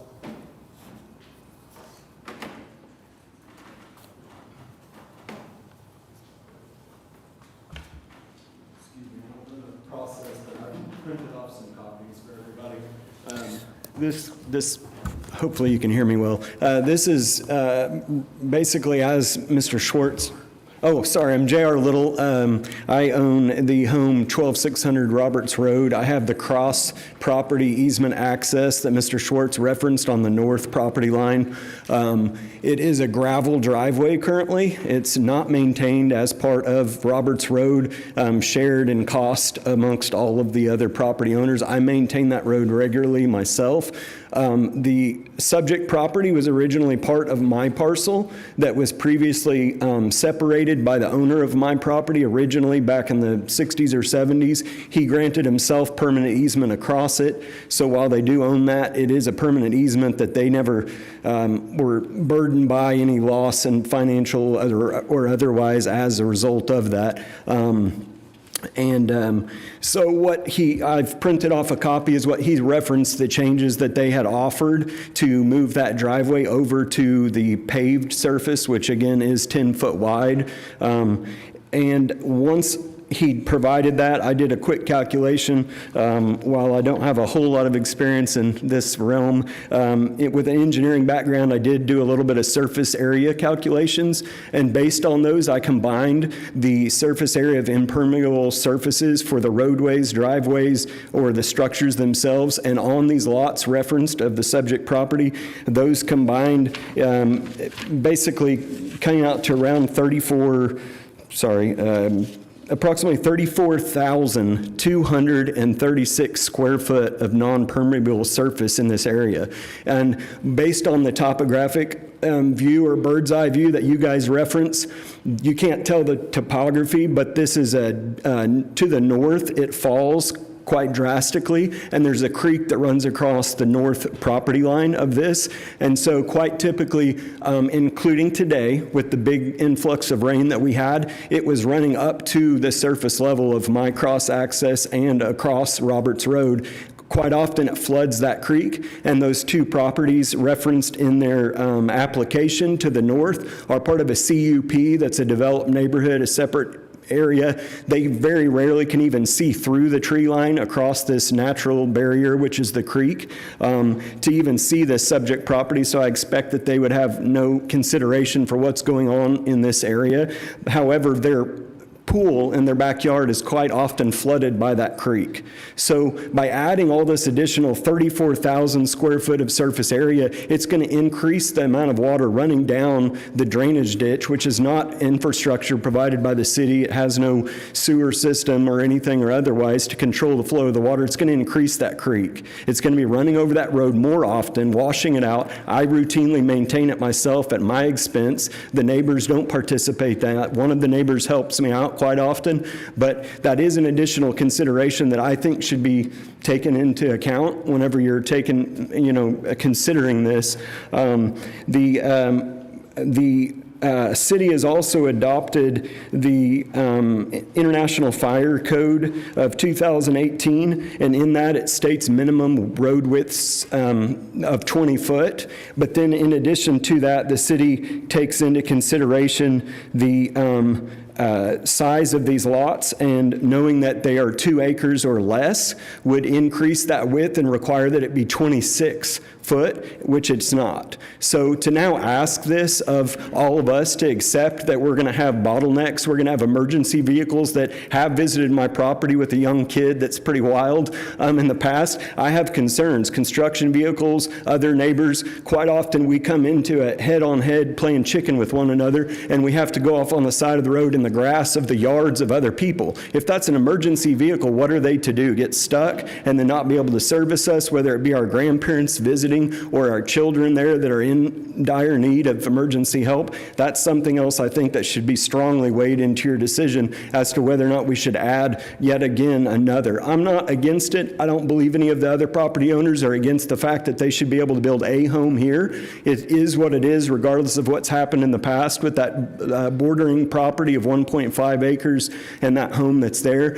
I'm not opposed to a home being built there. I'm just asking that not to have 3 more driveways, all of that impermeable surface be provided, and then the additional traffic related to both the occupants there, how many kids are they going to have coming and going with vehicles or otherwise. So to your point, sir, the cost of the road maintenance being split up by adding 1 more house is negligible to me. That's the least of my concerns. I'll pay the difference annually as another shareholder or whatever you want to call it to prevent this if that weighs into your decision, but it's more of the safety and the concerns to me of the roadway. It doesn't meet city standards at all. There's new construction requirements by the city that I believe also haven't been met by the current zoning of what they're proposing. There's no other properties adjacent to the subject property that are a SPUD.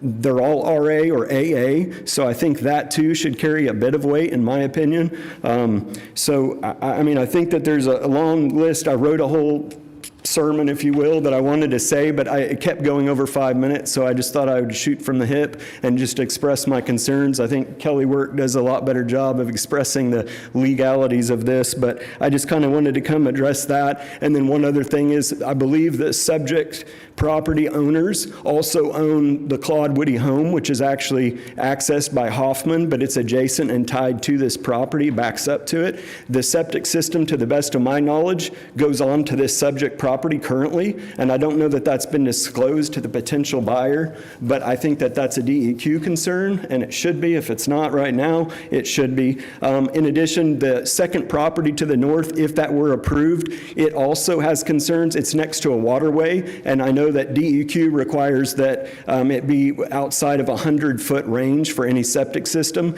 Any structure, other easements to other properties. We've asked the applicants if they would consider a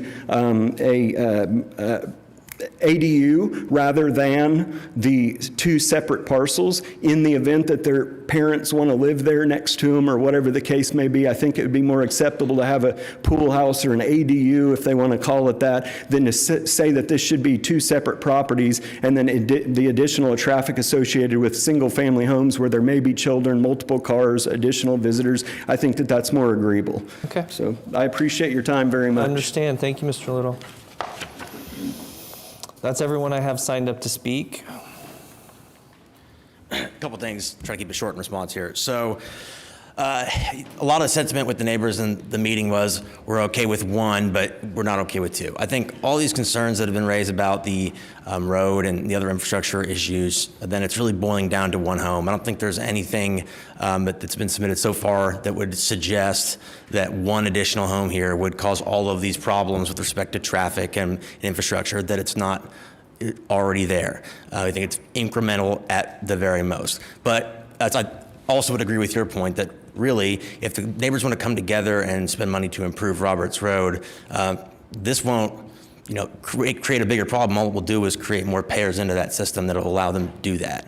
And again, these homes that are out there right now have been operating up and down that road, and everything is in order as it is. I think it's also important to address the notion of a precedent. These are developed lots all up and down Roberts Road. So this idea of a precedent, I don't think is very accurate, because this is the last property to be developed along this stretch of Roberts Road. We're going to meet all of the codes and regulations with respect to drainage, the other issues that were raised, DEQ regulations, obviously, that's all required prior to development. And the last piece of it is there was, I think, a mention of a covenant that requires the improvement, the maintenance prior to a lot split. This SPUD, of course, does not violate that covenant, even though the covenants are not before you. But just to give you a reminder in terms of the sequencing here, this allows for potentially it to be split. If and when this lot is split, which is not guaranteed, at that time, then they can address the covenant, and obviously through the private process of covenants. But it might make sense before then for everybody to come together and do that maintenance. But what's before you, obviously, is the SPUD and the compatibility, consistency with the density and the character of the lots around this area, and we believe this is certainly consistent, compatible with what's out there right now. But ask for your approval.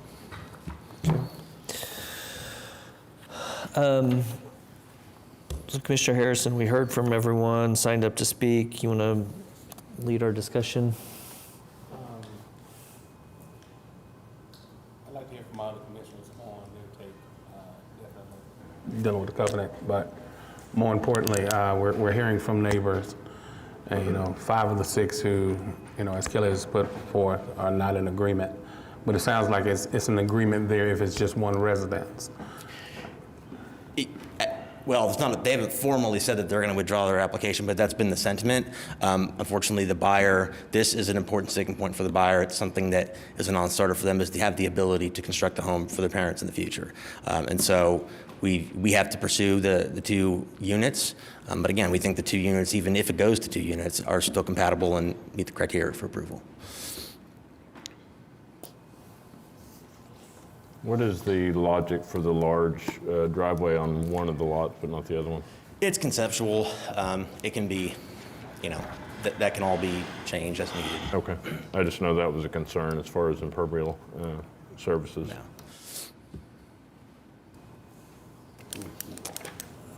I mean, I'm curious.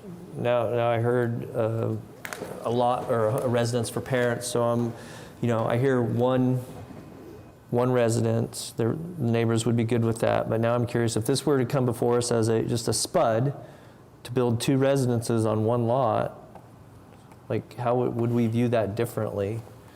I'll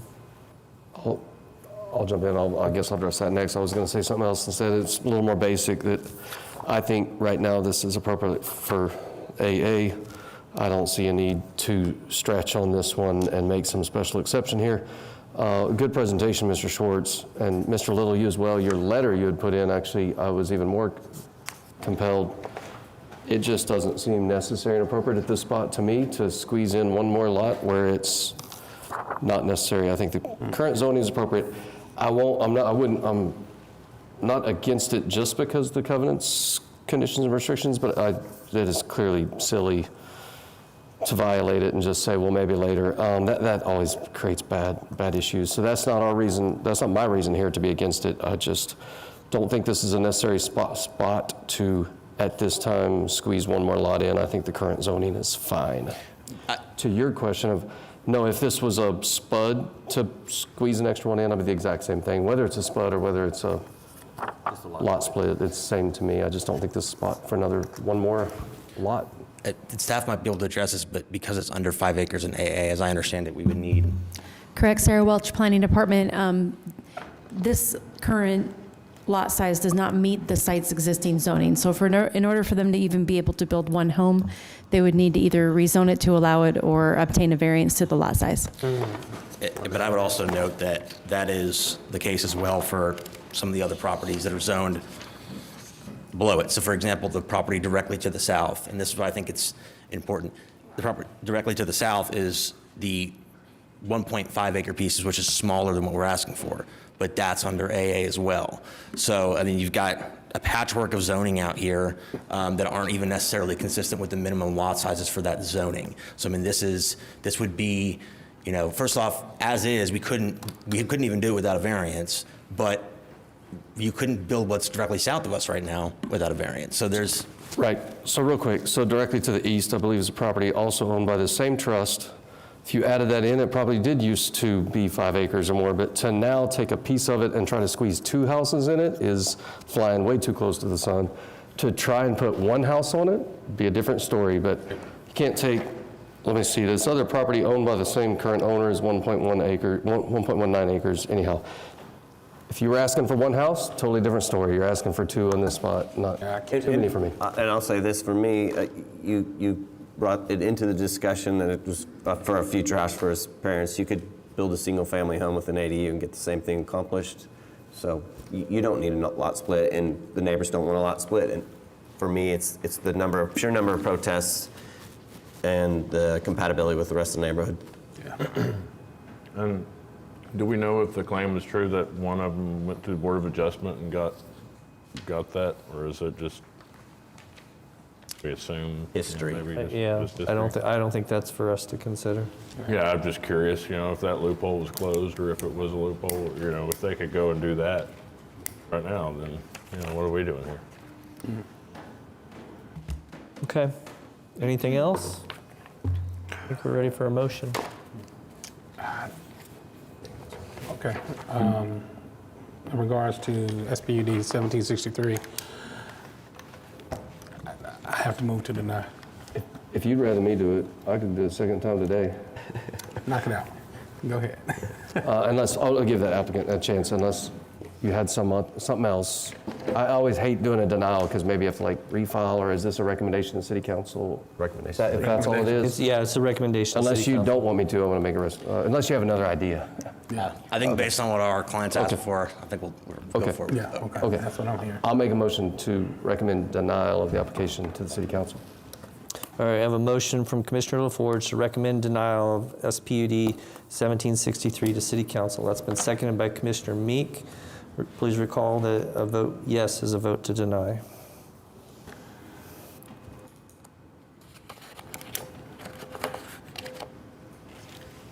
All right, and that recommendation is for denial. Thank you. All right, item 21. Item 21 is case PUD 2086, application to rezone 14900 North Mustang Road from AA. Good afternoon.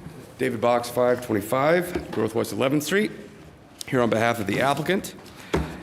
What we have before you is a PUD that would allow for both single-family and then a small number of duplex lots.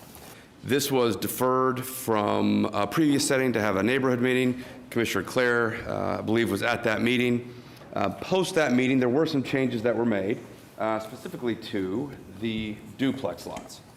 So what you see now is predominantly single-family, developed under the R1 standards without modifications to lot sizes, which you guys have grown accustomed to seeing, and then 17 duplex lots in the far corner down here.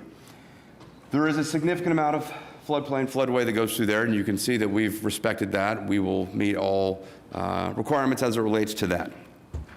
There is still some element of protest. Mr. Work represents some of the neighbors, so I want to briefly look at his letter dated August 22nd, 2023. In his letter, what he tells you is that adjacent zoning should be harmonious with surrounding area and compatible with existing development, and that the proposed PUD 2086 is simply not compatible with the established character of the area. Now, Jared, would you go to the aerial, please? I will give you that his clients, who I believe are north, developed in a time that predated the sewer and water being out there. But since that time, this area has seen a tremendous amount of development, such that to say that our site is somehow out of character with the property is simply ignoring the facts that exist on the ground. So here you see the subject property. Worth noting, the quarter section immediately to our east was just approved by City Council this month, which allows for both duplex and single family. Immediately east of Mr. Work's property is a large 160-acre PUD that I did for Ideal Homes that is an R1 base, but modified lot sizes to allow down to 5,000 square feet. North of Mr. Work's clients, you have two separate R1 PUDs, and then catty corner north and east, you have a straight R1. So if you look at what's on the ground now, this entire area is developing as predominantly R1 single-family residential because we now have public water, public sewer. That is also why, under the comprehensive plan, this is designated as the urban low intensity. Urban low intensity because, of course, we have all the items necessary for urban level development, which is what we propose. Moving further to the south, just a half mile, you then have a series of PUDs that allow for some form of R1, mostly modified in a manner to go less than what you would expect to see under straight R1, that being something less than 6,000 square feet. Again, our PUD does not seek to do that. It's R1 with 17 duplex lots. We believe it to be compatible with not only the comprehensive plan, but all of the recent decisions that have been made by both Planning Commission and City Council, as well as what is actually occurring on the ground right now. There are a few TEs that I'd like to discuss. TE1, we can agree to. If you go back to the site plan, Jared, thank you. You can see that we do not intend to take access off 150th. We think that will be something that will be helpful to Mr. Work's clients in that we're not touching 150th. So we agree to TE3. We don't agree to TE2. What TE2 asks us to do is that all lots shall be located at least 100 feet from the floodway. This is a TE that pops up every now and then. What we commit to is we'll meet all of the rules that exist for state, local, and federal development regulations adjacent to floodways. We will have to submit all of our plans to Public Works. We'll meet the drainage ordinance.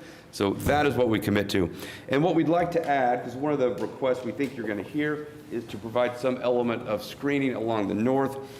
There's an easement that exists along our north that's about 50 feet in width. And so our lots start 50 feet south of the south right-of-way line of 150th. This red line indicates the area in which we could plant trees.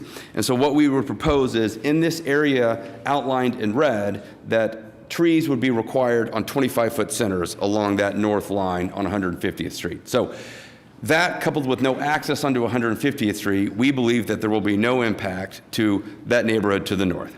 And again, as a reminder, these folks are immediately adjacent to 3 separate developments, 4 if you include this, that are currently developing at denser regulations than what we are proposing within this. So with that, I'm happy to answer any questions. Again, we agree to TEs 1 and 3, would propose to add a TE4 to require trees on 25-foot centers along that north line as indicated in the site plan where marked in red, and we do not agree to TE2. Okay.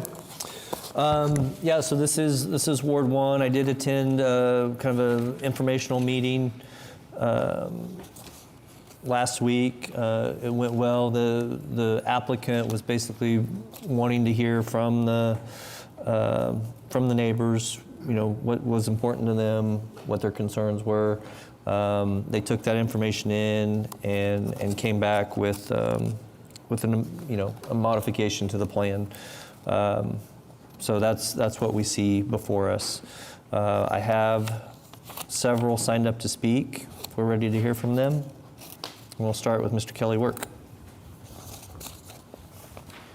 Thank you, Mr. Chairman. My name is Kelly Work. My address is 105 North Hudson, Suite 304, and I am here representing a group of homeowners within the Greenwood Addition, which is the area that is in the quarter section to the north of the subject property. And we are opposed to this rezoning application as it is presently presented. I do have an aerial photo that I'd like to show.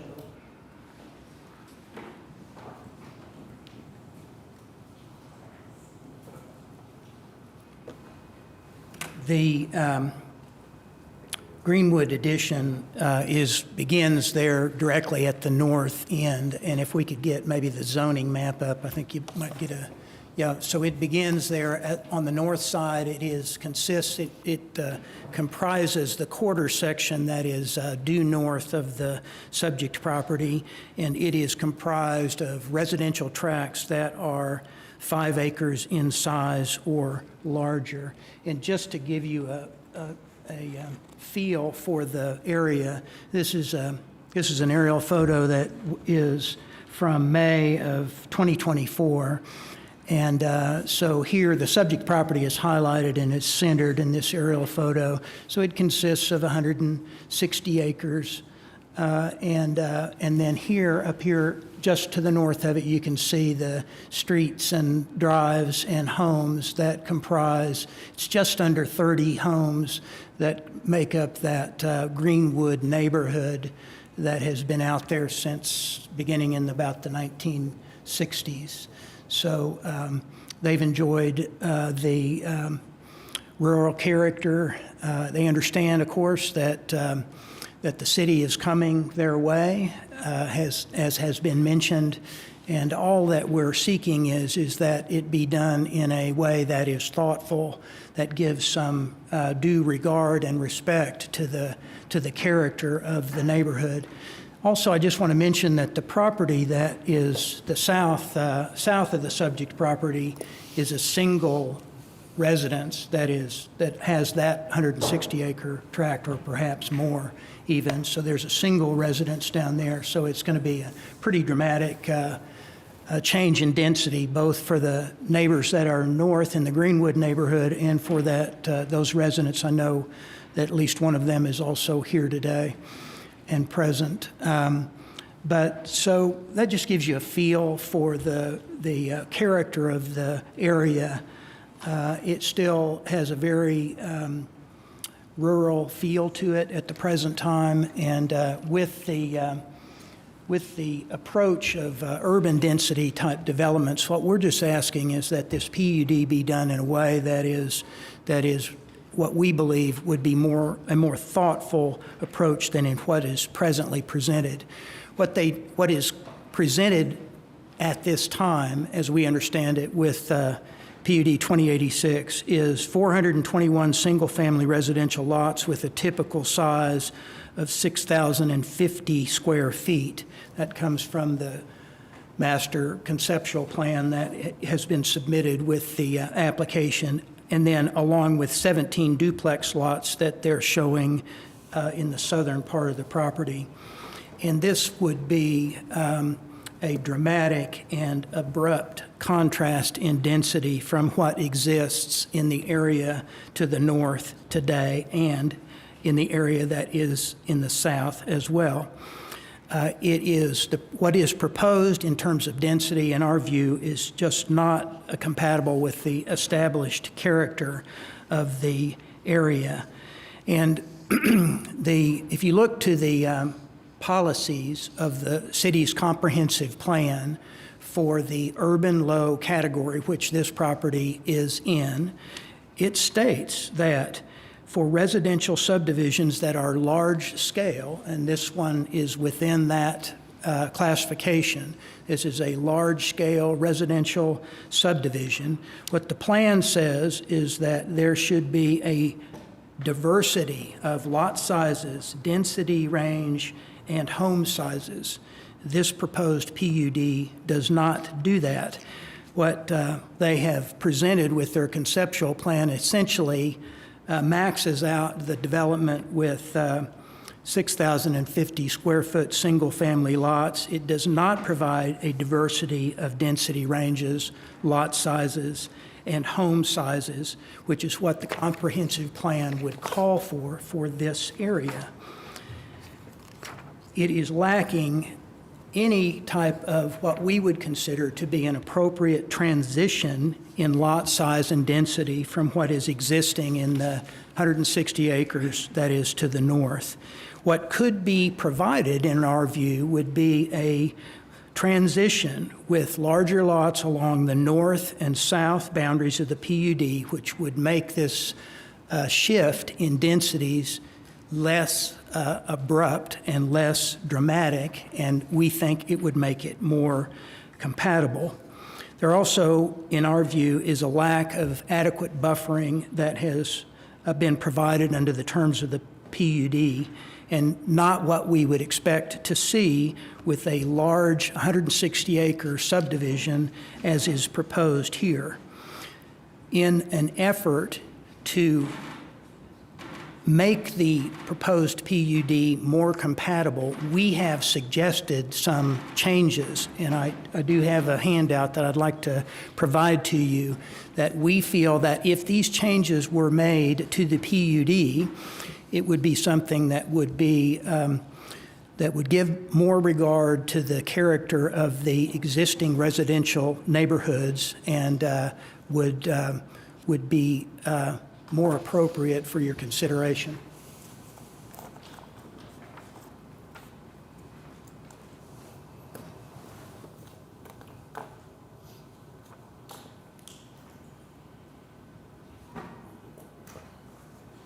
If you could pass those around, Commissioner B, I would appreciate it.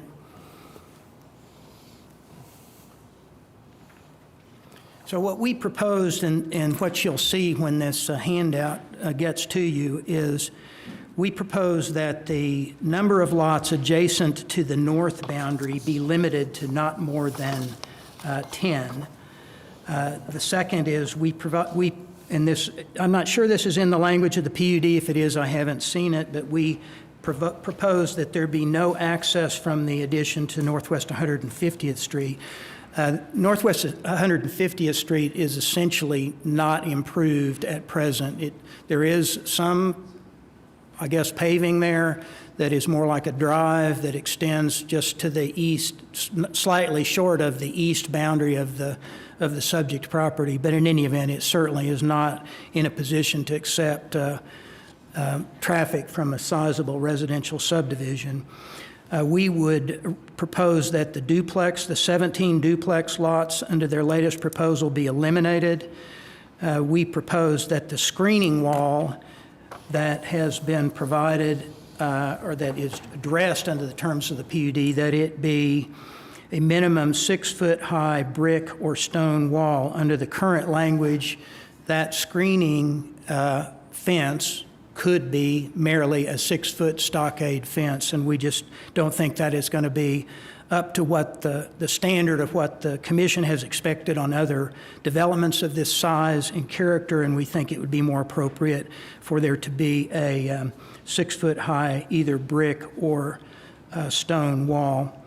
We also would propose that there be a landscaped buffer not only along the north boundary, but on the west boundary along Mustang Road and also along the south boundary where it's adjacent to a single-family residence. This is the first we've heard of the proposal to provide some landscaping, trees on 20-foot centers along the north boundary. They hadn't advised us of that before this hearing.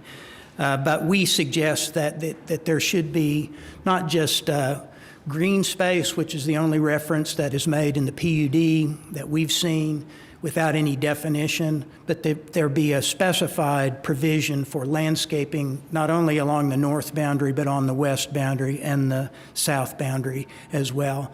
But principally what we'd like to see is we'd like to see a wider range of density, a wider range of lot sizes, a wider range of home sizes that could be provided under the terms of this PUD that would make it more of a smoother transition from what is existing out there with residences in Greenwood neighborhood and to the south.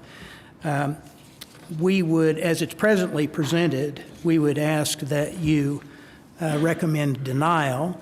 But with the changes that we propose, we think they would make it a lot less objectionable and a lot more suitable for the neighbors who live in the area today. I'm happy to answer any questions that you may have. I know there are quite a few residents here from the area, and I know a number of them wish to speak as well. Okay, thank you, Mr. Work. Thank you.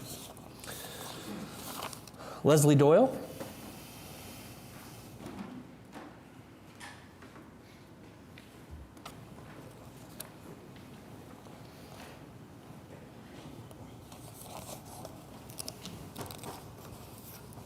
My name is Leslie Doyle. I live at 11201 Northwest 150th Street in Piedmont, Oklahoma, one of the residents along 150th Street there. I was enjoying my coffee this morning on the front porch looking out my front yard. And this vivid memory came back to me from high school, so you all can be there, I'm sure. And it was myself, my mom, and my high school counselor sitting in her office, and we were discussing, what classes are you going to take this year? And I said, oh, you know, horseback riding, farming 101, and they both said, no, you're going to take public speaking, debate, and speech. And I went, oh, all right, Mom, fine. Well, I said, I'm never going to use it. Well, 40 plus years later, and I'm not going to tell you how many, I apologized to my mom this morning and said, you were right, I should have listened to you. So as I stumble through this, I apologize. It's been over 40 years since I had my first public speech of what is better, a dog or a cat, and obviously the dog one. So I have been asked by my neighbors who are unable to be here today due to various life reasons to speak on their behalf. A lot of the letters that you received in your packet, I'm representing those folks, and a lot of them are here with me too. And I'm going to speak specifically on the density of the homes that are being proposed. As longtime residents of our neighborhood, we have valued the open farmland visible from our front porch and driving down the street, and it's not just the view, but a part of the character, peace, and identity of our neighborhood. I'm sorry. Kelly, you may have to finish for me if you don't mind. Just take your time. The sweeping agricultural landscape offers a quiet, natural setting that contributes to the mental well-being and property value and overall quality of life. Replacing this with the residential structures would result in a permanent and dramatic alteration of the visual environment, particularly for those of us who are looking at the pictures you see. Fred Bernard, back in 1918, said that a picture is worth 1,000 words. So I'd like you to look at those pictures of what we have the opportunity to have seen for the last 50 years, and then see what the developer is asking us to look at. And as you can see, the proposed residential, I'm sorry. I promised I wasn't going to cry. Proposed residential development will be dramatically altering this view, replacing the green fields and wildlife, which is, those are turkeys, by the way, with rows of houses, rooftops, noise pollution, and artificial lighting. This visual and sensual intrusion would diminish the rural charm that has drawn us all to where we live. A change like this should not be treated as a minor adjustment. It represents a fundamental shift in the daily experience of the residents and our long-term identity of our neighborhood. This impact should be given due weight and alongside with other planning considerations as it affects the well-being and experience of our neighborhood. I'm sorry, Mrs. Shannon, this is not going well. We respectfully request that the developer and the planning commissioners consider a transitional approach to the development with larger lots, especially along the perimeter of the development, thus softening the impact. And also, which they have added, I did not know, the solid non-wood minimum fence and landscaping along the borders of the development. We also request that the duplexes be removed and moved to an R1 location. So I apologize for the tears. I think I disappointed everybody, but thank you for your time. Thank you, Ms. Doyle. Okay, here's the Kleenexes. Thank you. Glenn Harris.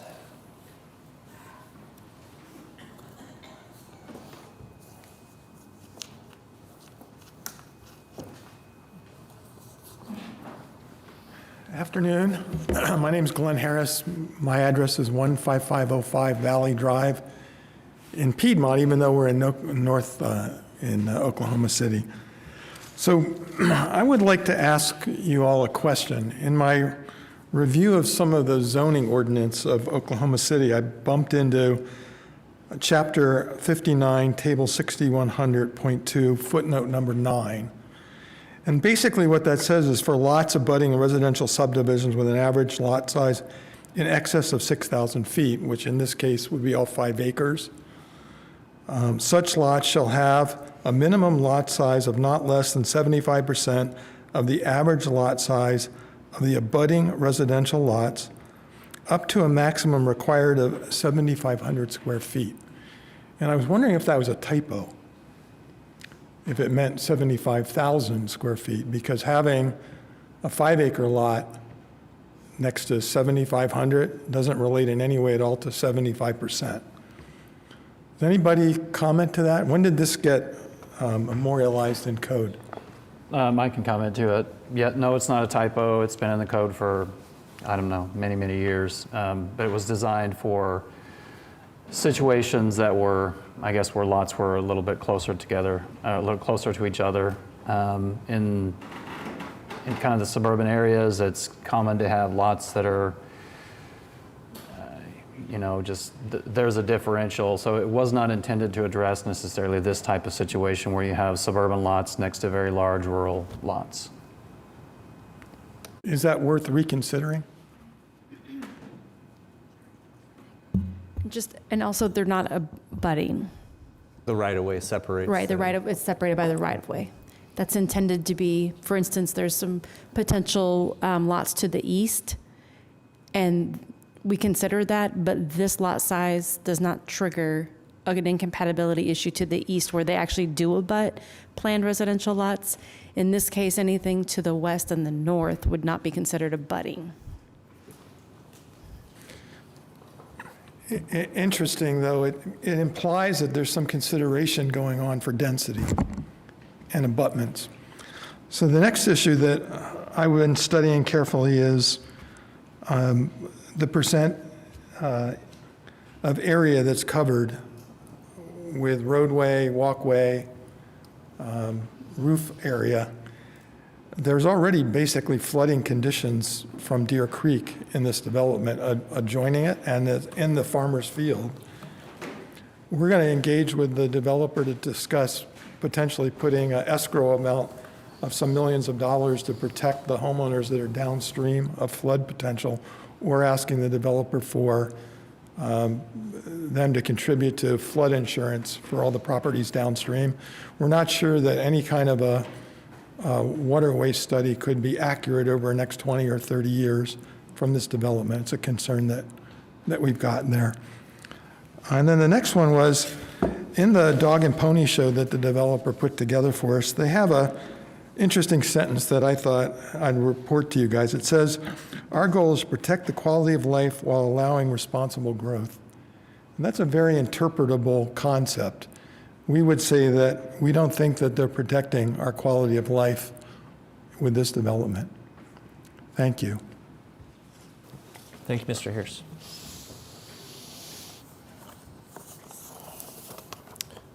Sean Carmack.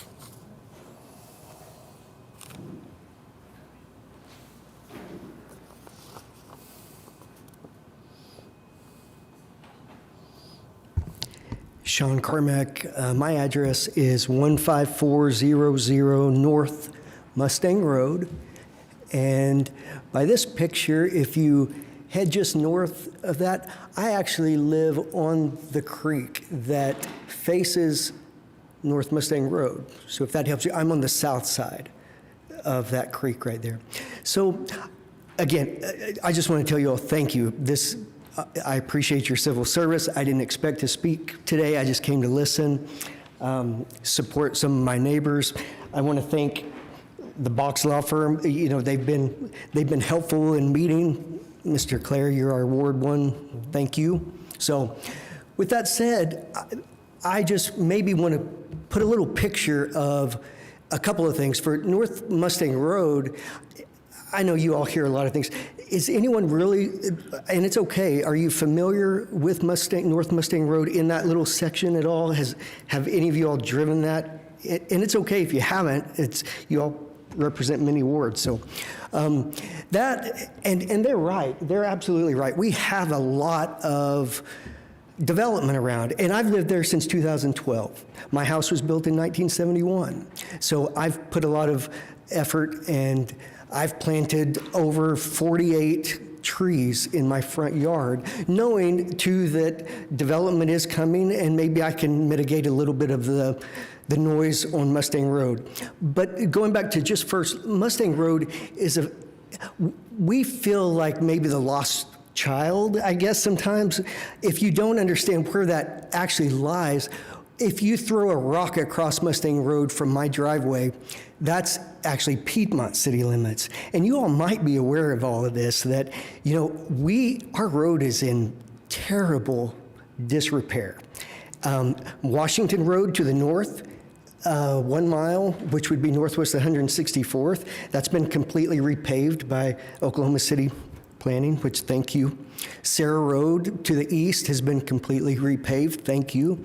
But Mustang Road has not, and I've had mirrors knocked off. If you're headed south on Mustang Road and you're too close to another car coming, the trees will actually knock your mirrors off. I can show you 2 of my vehicles that have that right now.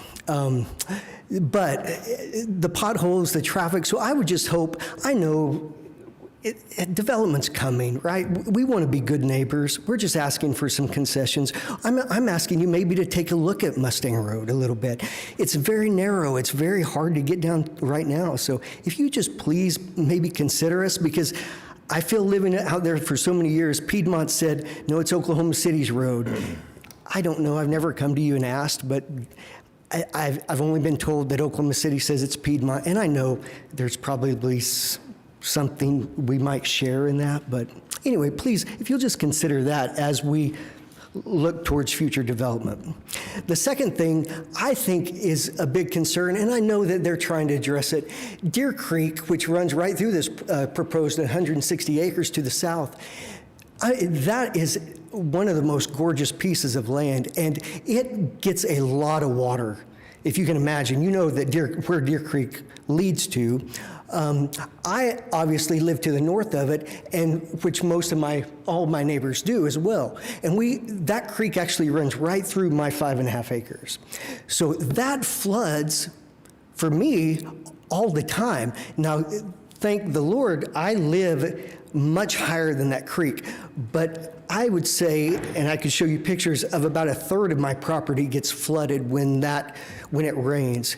And I just thought you might take in, I know, Mr. Clare, being a landscape architect, you probably are familiar with how much water 1 inch of rain on 1 acre is 27,152 gallons. That's a lot. I mean, just today, my rain gauge said 0.75.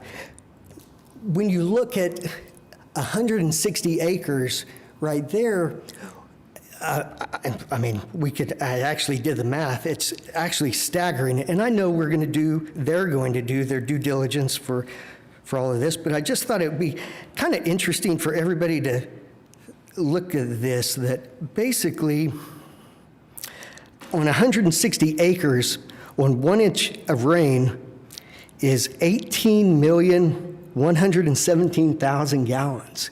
So imagine, and that's why I say that's with 4 inches of rain, excuse me. We got 4 inches of rain this week, so that's gotten 18 million gallons going through there. And I only tell you that is because it backs up, and it backs up on my property. And if I could actually bring out something. Well, Mr. Carmack, so you've exceeded your 5 minutes, so I'm going to ask you to wrap it up. Okay.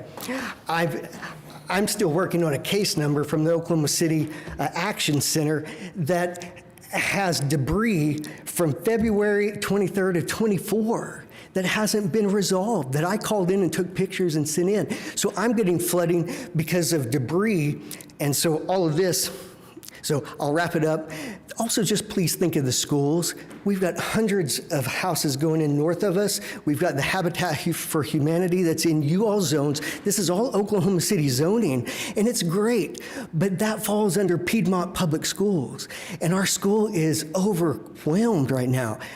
So I encourage growth.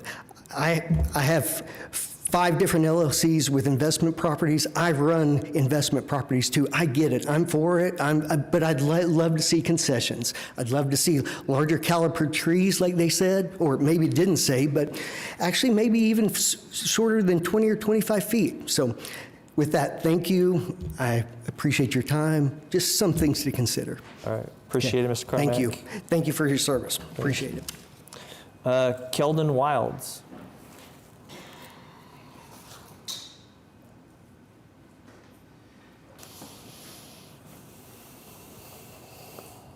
Good afternoon. How are you?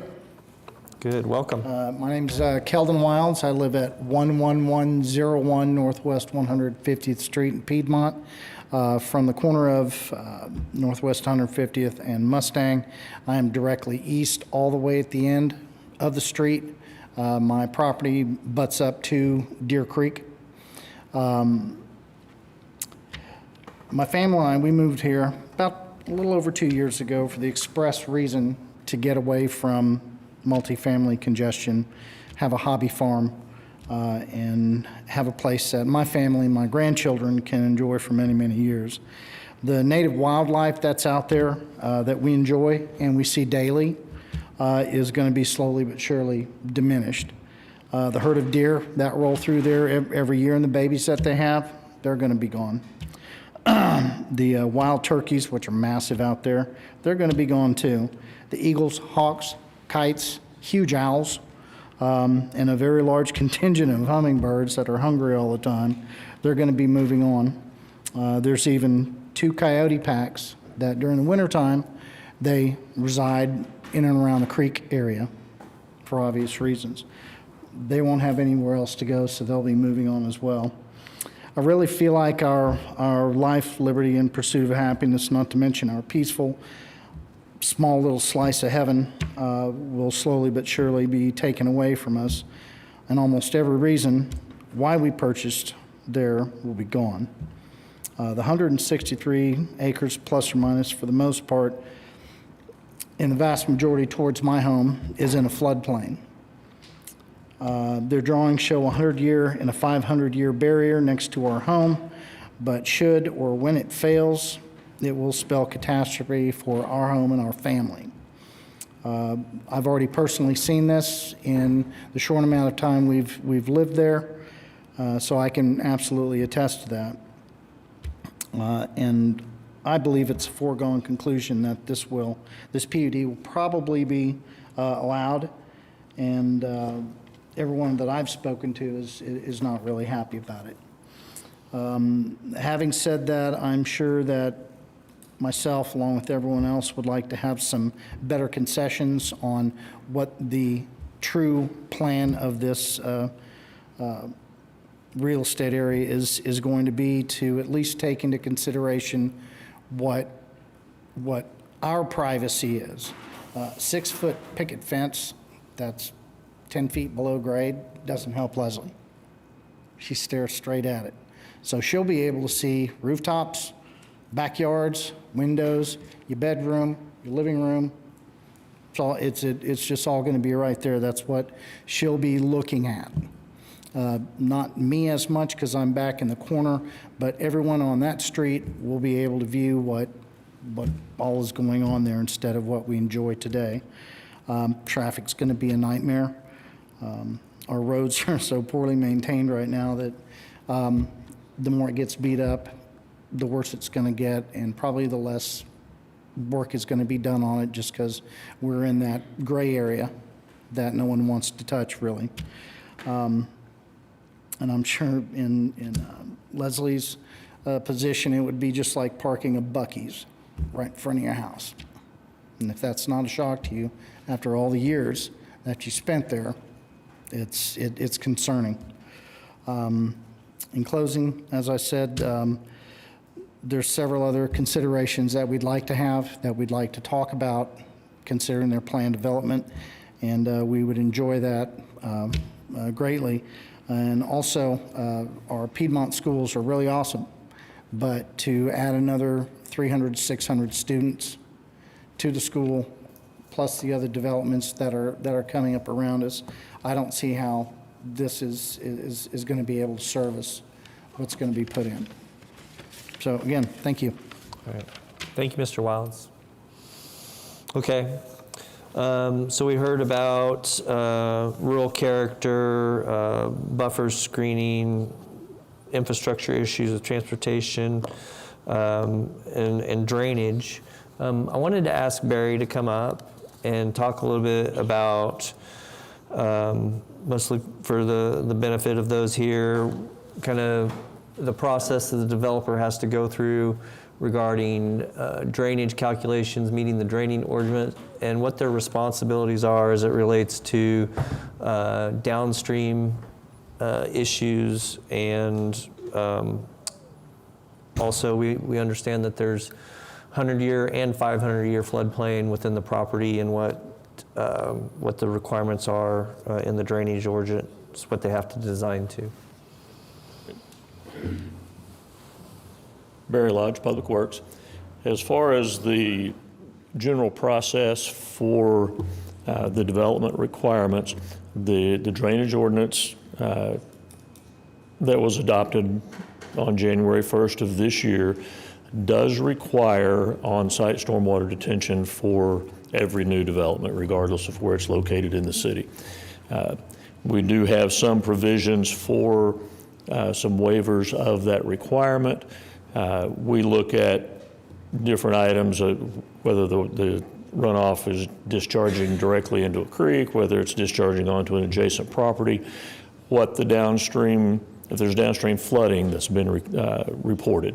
So we'll look at all of those things when the plans are submitted for review. But in general, our starting point is going to be on-site stormwater detention is going to be required. What that's going to do is restrict the runoff from the developed site to no more than what the runoff was under historic conditions. It will not change any current flooding conditions. Not going to improve those. Developers are not required to make improvements that would make anything that's flooding now that they would have to improve that. So that's kind of the general process that we would look for. As far as the 100-year and 500-year floodplains that are on the property, the 100-year floodplain is restricted from development. They can do studies that would allow them to fill in that floodplain, but as part of that, we would look at how that affects any adjacent properties, and if they're doing enough fill on there and it is adjacent, if it's affecting adjacent properties, then we generally aren't going to approve it. But even if we saw that they were going to be able to meet the FEMA regulations, it would have to go through a FEMA review and approval as well. The 500-year floodplain that's shown on there is not regulated as far as being able to do any kind of fill or development in there. That is open to use for the developers. I have a real quick question. Is there a short answer to the difference between a floodplain and a floodway? I think there is. I think there's a short one. Well, my version is a floodway is a little more rushing water or a moving water in a floodway than a floodplain, or is it more complicated than that or wrong? Well, it's a little more theoretical than that, actually. The definition of the floodway would be taking the 100-year floodplain and how much of that floodplain can you fill and encroach upon without raising the water surface elevation in that creek more than a foot. So it's while we show a line on the plans that's called out as the floodway, it's a calculated line only. Where if we look at 100-year water surface elevation, we do run the numbers to calculate that, but there is an elevation actually on the ground that would correspond to that 100-year water surface elevation, while the floodway actually is a little bit more of just a calculated theoretical line on that creek. We do have developers that will look at that and say, well, we got the floodway line, we're allowed to fill all the way up to that floodway line, which may or may not be true. Okay, sounds like I was completely wrong. Thank you for the explanation different. Before Mr. Box talks about it again, he was not in agreement with the TE. Why is the city want all lots shall be located at least 100 feet from the floodway? Why is that the recommendation, which I think makes I think that recommendation, Jeff and Sarah may be able to help on that. I think that is part of the comprehensive plan. That's not a requirement from the engineering side that be maintained. But I think that's a statement that's contained within the comprehensive plan that lays that out. Yes, that is correct. The comprehensive plan talks about the distance between I think we use the shoreline, but that's been problematic to define. So this was an easier way to define that, to kind of use that as a proxy, the floodway, because it's pretty close to the stream bank itself typically.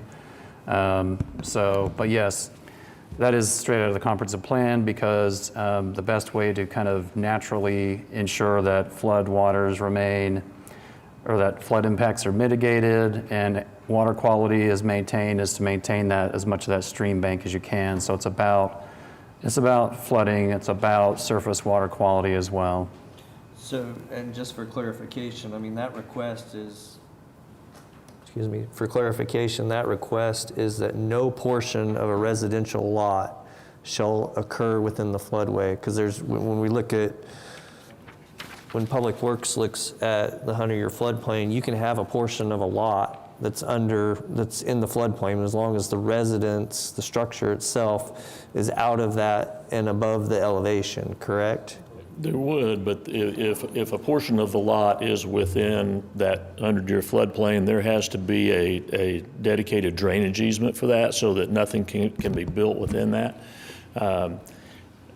The difference with that and the floodway is that we don't allow any construction within that mapped floodway. Right.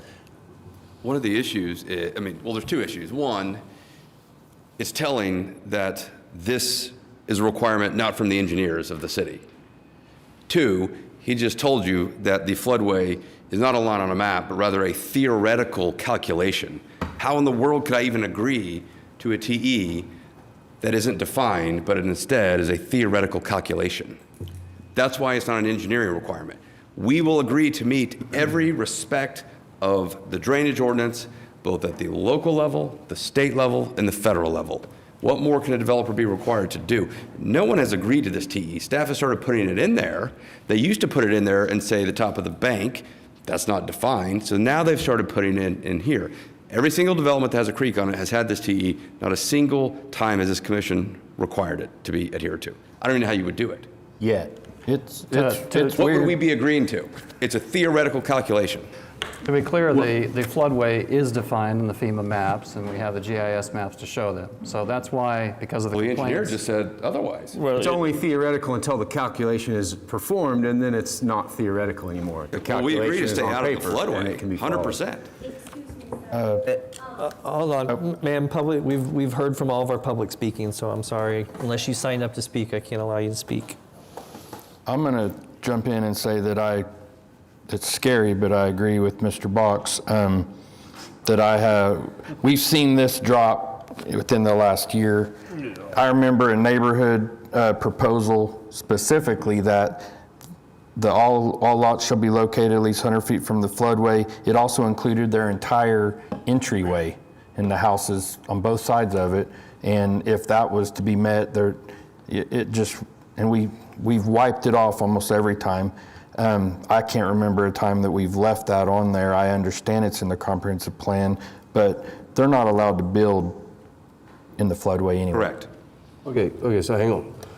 And I'm sorry for the neighbors that, well, we also care about the traffic and the schools and things, to focus on this one for a minute. So you're completely in agreement you can't build in the floodway. So suddenly the floodway is a clear concept. It's no longer theoretical. It is a calculation that's been determined, and we've identified it. So we know you can't build in floodway. That is an absolute. But if you don't know where the floodway is, then how do you know whether you're building in it or not? I don't think the floodway is completely theoretical. I think the floodway is a determined spot, and you can't build in it. Yeah. Then the question is whether actually we need to be farther away from it, or the lot needs to be.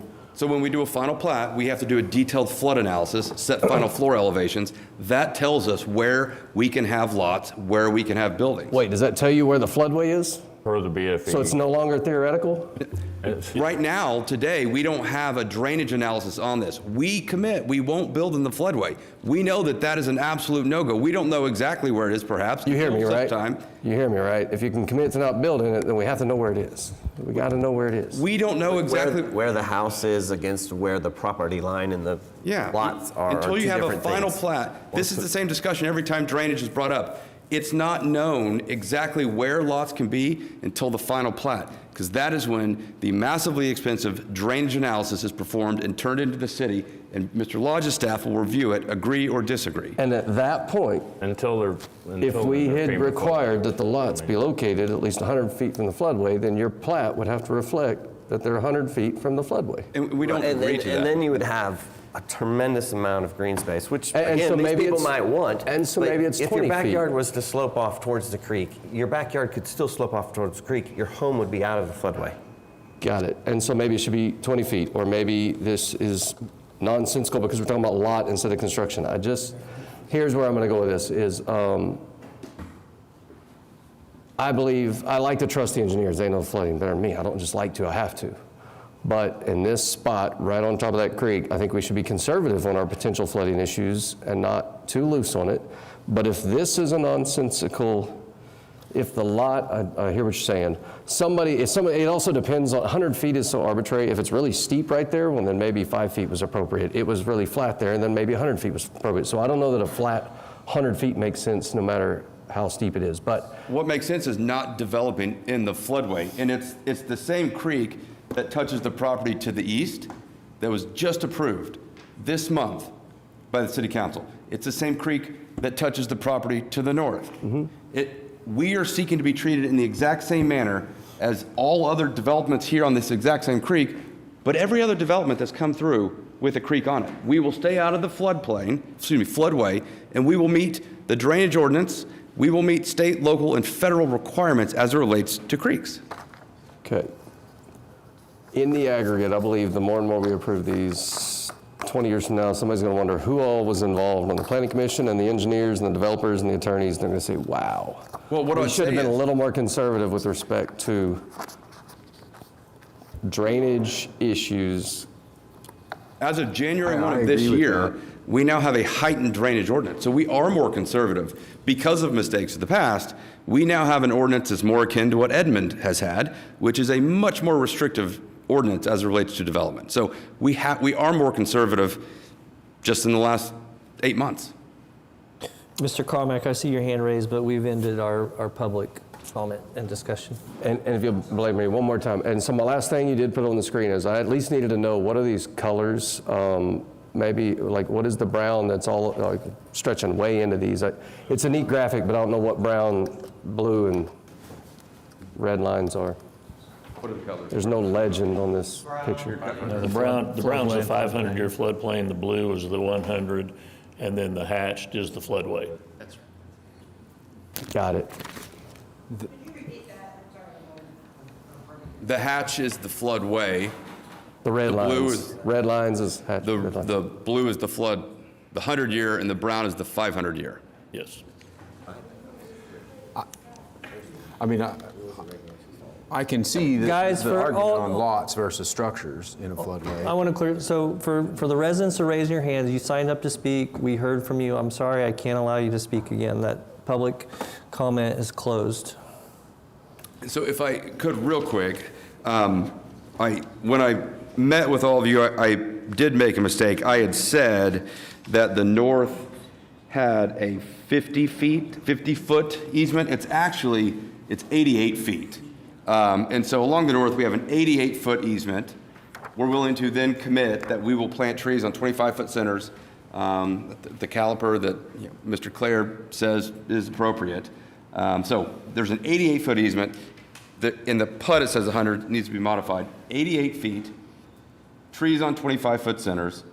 On the south, there's a 50-foot easement that exists. So we are off both the north and the south. We further commit through the TE1. We will not take access onto 150th Street, so all of our access will be to the west. And of course, we are required to stub to the east at the time of platting. So we will stub to that neighborhood, again, that was just approved. I think most of it drainage, I think we've covered. I mean, back to the compatibility, again, I would just, I appreciate the rural nature of the area historically. It is a rapidly changing area. Your ward, Ward 3, perhaps are the two quickest changing areas in Oklahoma City.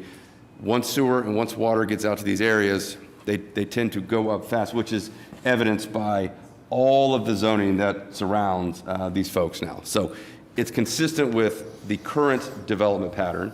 It's consistent with the comprehensive plan.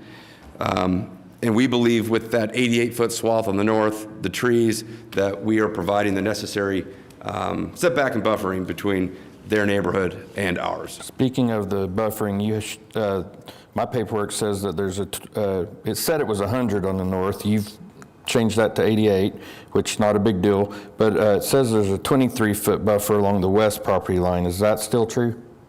On the west? Yes. Yes, sir. It looks like it's an easement on the west. So it's 23 on the west, 50 on the south, 88 on the north. Okay, and I agree with Rusty about the, not 20 years from now, but 5 years from now when we release all these stockade fences around these big giant developments. You guys know that, it's not a surprise.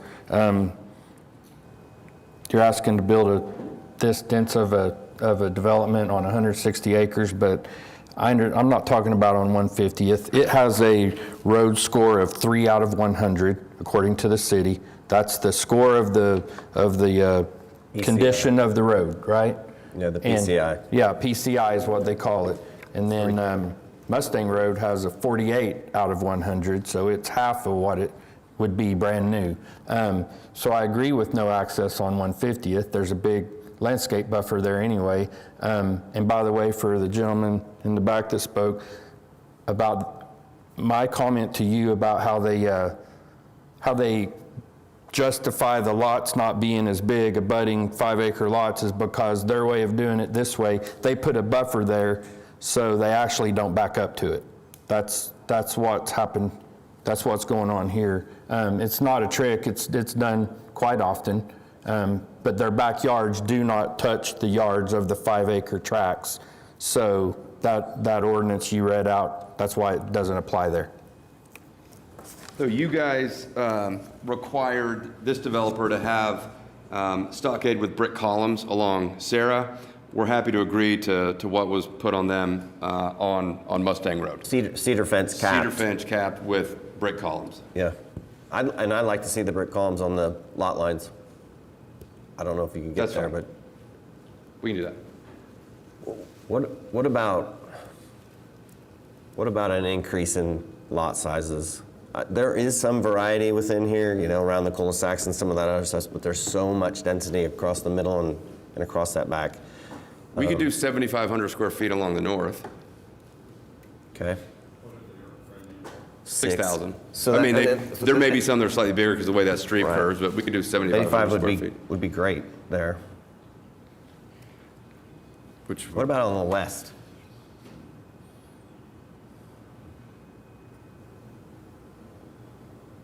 I go to variety of housings. I'll let you have the duplexes because it's a variety of housing. I just want greater housing types. We can do 7,500 on the west too.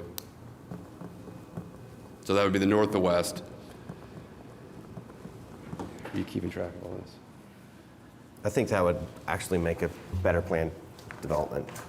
You have some larger lots on the east side and around those cul-de-sacs.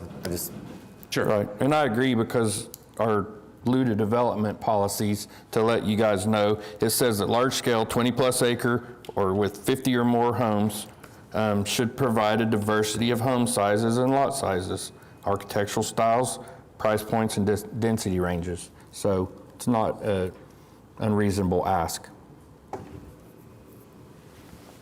Mr. Chairman, could I offer a comment about some of these changes that are being proposed to be made? Sure.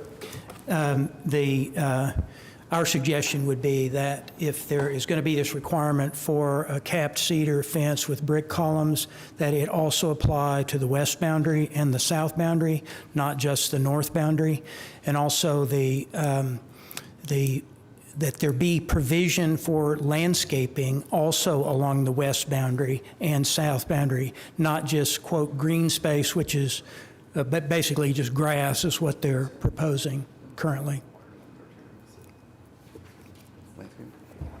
So the code requires landscaping along the arterials anyway. So along the west, you will have landscaping along that arterial with the columns, cedar cap. We do not agree to do it on the north and the south. The north's going to have 88 feet and then trees, and then our lot lines start. South has that 50 foot. So the the brick columns. And the east is going to be up against another development, the south's going to be up against another development. Right. I can be in agreement with that. We didn't suggest the east. We did suggest the north, which I had understood Mr. Box to say that they were proposing to include the capped cedar fence with brick columns West. along the north. You just said no along the north. So- The brick columns with cedar and capped along the west. The north, we have an 88-foot easement, and within that 88 feet, we will plant trees on 25 centers. I would trade the trees for the fence. The road is going to a dead end. It'll probably never be built through. I'm opposite of you. Because of the grade change, you're not going to get much with the fence. The canopy trees are what's going to provide that buffer so that the existing residents aren't going to be looking at the back of all those rooftops. No, I want the trees. Okay. I didn't want the fence. Oh, okay. I'd be in agreement with just the regular stockade fence across the north. Definitely have to have the trees in the buffer and in the 88 feet. But the cedar capped fence along the west, all the way along Mustang Road. With brick columns, yes, Yep. on the lot lines. Just for clarification also, just to be clear about what the requirement is with respect to landscaping along the west boundary, this property is kind of unusual because it has easements along the north side, has easements along the west side, it has easements along the south side that are either pipeline or utility easements. So this 23 feet they're talking about along the west side is covered by a utility easement. And so we want to be clear about if they are agreeing that they're going to be landscaping, there are going to be trees provided along the west boundary, it needs to be specified where they're going to go. Well, the code requires it. Am I wrong, Sarah? I understand. What we're saying is we will meet the code, and the code requires the landscaping along the arterial. We don't seek to vary that requirement. Right. I'd be interested to hear that code because I know in commercial you have street tree requirements, but There's in the subdivision regulation, Okay. there is a. But what if it's all a 23-foot easement? That's what Kelly's asking about. I mean, that is an easement for an Oklahoma City water line, I believe. Which means they're not going to want to They'll let have them. to set back, in other words, to plant trees. Yeah, it should be, the landscape buffer should be basically outside of any Outside of existing the- easements. So there's acceptable plantings that are allowed in there. And if at the time, when we come to plat, if we seek a variance, my guess is you're going to hammer the developer and say, no. Mr. Box stood up here and said you're going to meet the ordinance, so go find a way to meet it. We suggest the time to address that is now, rather than We're at the not plat seeking a stage. variance. We're going to meet the code. So that's the time to address it, is when we come through and say, we're going to meet the subregs. He just said they're going to request a variance. No, I didn't, Kelly. What I said was, if it's- somebody if it's in- did, you would hammer them. If it's included in the PUD, they'll be required to do it.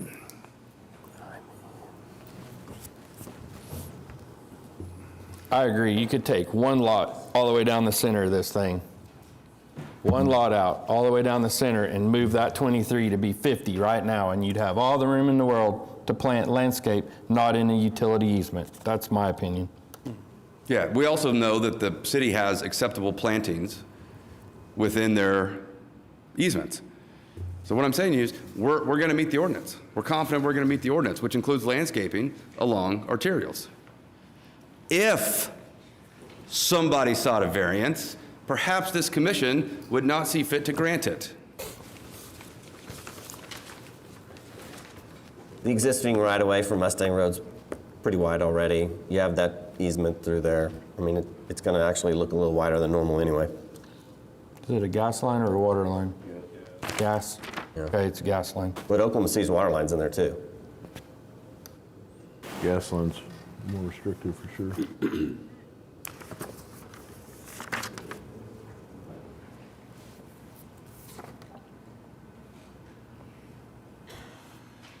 Tara, will you give us the subdivision regulation on landscaping?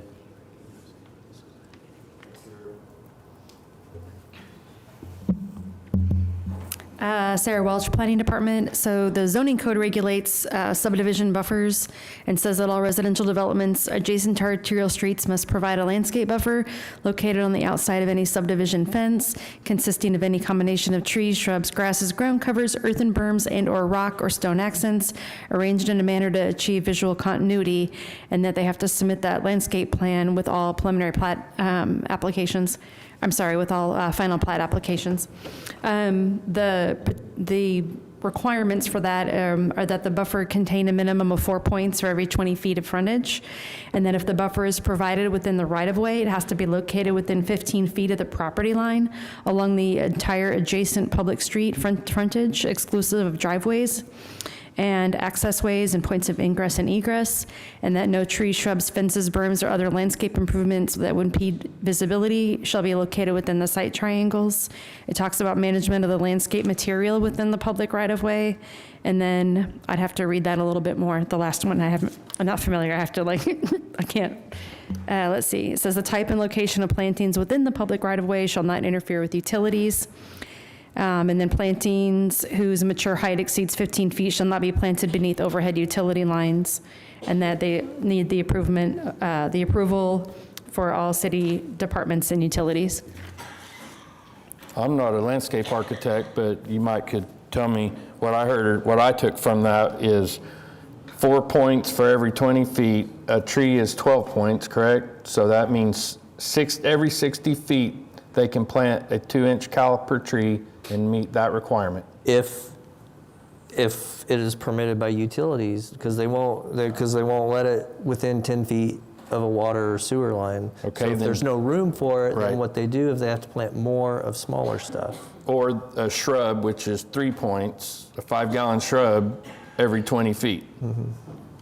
Mr. Chairman, according to their plan, their conceptual plan, along the west boundary, so along the west side of what they are showing their lots, there's a 10-foot ONG pipeline easement.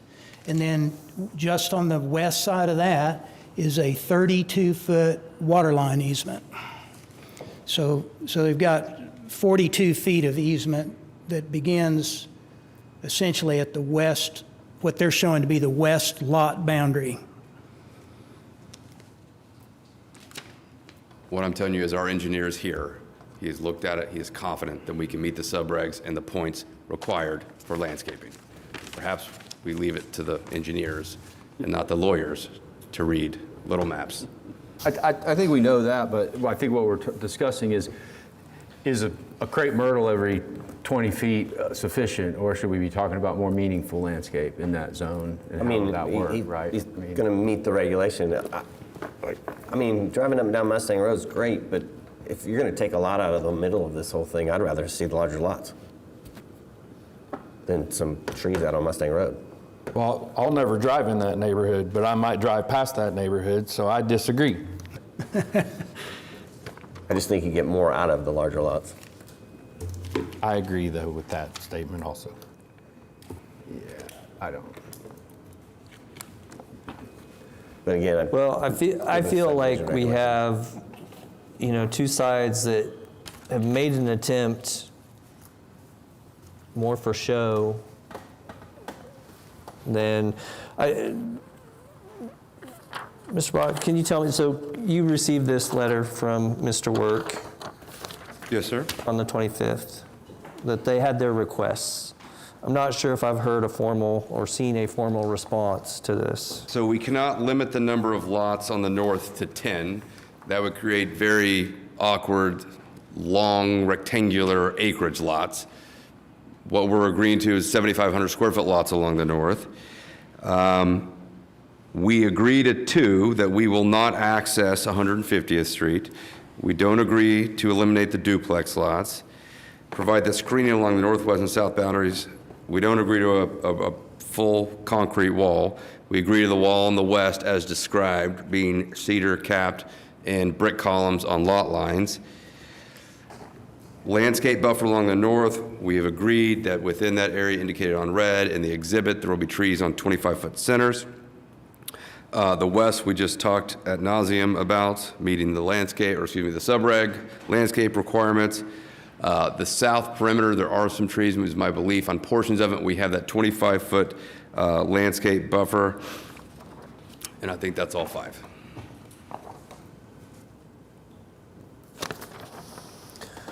So, have you heard those responses before, Kelly? Have not. Okay. Before just now. And I just want to be clear, Mr. Box didn't refer to it just then, but I had understood him earlier to agree to the capped cedar with brick columns also along the north boundary. And we said no, and I think your comment was that you're going to get more from the trees than... Well, the context of my comment was I wanted the trees, not that I didn't want the wall. If we do that, will you drop your protest? We're happy to have some further negotiation if you'd like to So continue we'll this stick case. with the trees on 25-foot centers. We offered these on Monday. We didn't get any response before today. And that's kind of what I was getting at, is like there was an effort made to come to a consensus on, but we're sitting up here hashing it out on the horseshoe, and it feels like there's still a long way to go. Well, because most of these are really non-starters, right? Like, could we do the fence with the columns on the north?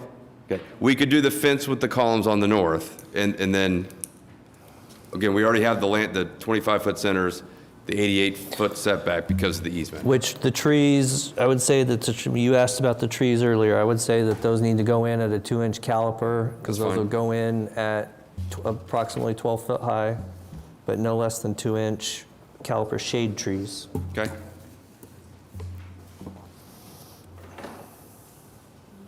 So, do I want more? I think, we've made some pretty good headway here. The thing about going with bigger trees is they're harder to, they stress more when you transplant them. So.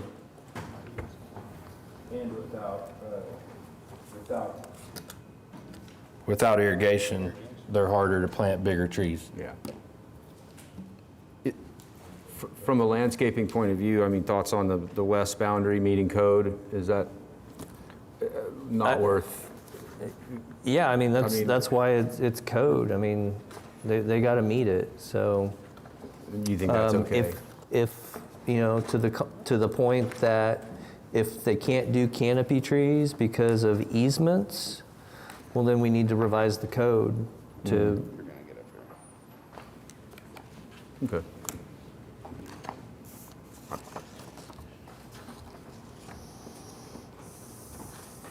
Okay. What else? So, Let's see where we are on the Ts. yeah, Caitlin advises that she thinks I'm going to mess it up, and she's been taking meticulous notes. So I'm going to have her get up and say where she thinks we are on the Ts. Caitlin Turner, 525 Northwest 11th Street. Okay, so agree to TE1, but prohibit access on Northwest 150th Street. Strike TE2. Agree to TE3, however. TE3 gets modified based on what we've just done here. So no less than 6 foot and no greater than an 8-foot high fence shall be required along the north and west boundary of this PUD. Said fence shall be constructed entirely of capped cedar wood with brick columns and shall be solid and opaque. Add TE4. There shall be a minimum of 7,500 square foot lots along the north and west PUD boundary lines. Add TE5 regarding landscaping. A minimum of 2-inch caliper trees shall be required along the north PUD boundary line on 25-foot centers. Where indicated on in red. Where indicated in red on Exhibit B. And then also on 9.2, modifying the green space common area along the north property line to 88 feet. And then that's it. The only thing I would say is we don't specify a distance on the brick columns. Yep, that's what I was going to say. Lot line. On the lot lines. lines, so every 60, 70 feet. Okay. Yeah.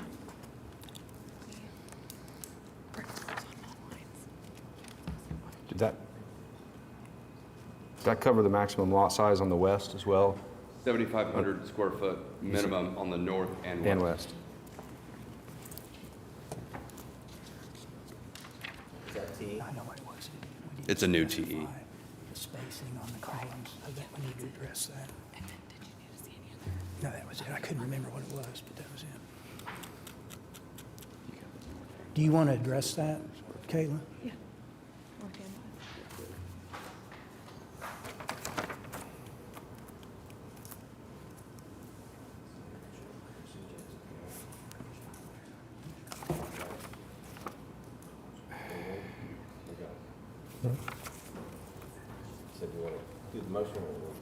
We're waiting. No, but let's, just to be clear. What? Yeah. Brick columns on lot lines. Yes. Okay. Are we good with the TEs?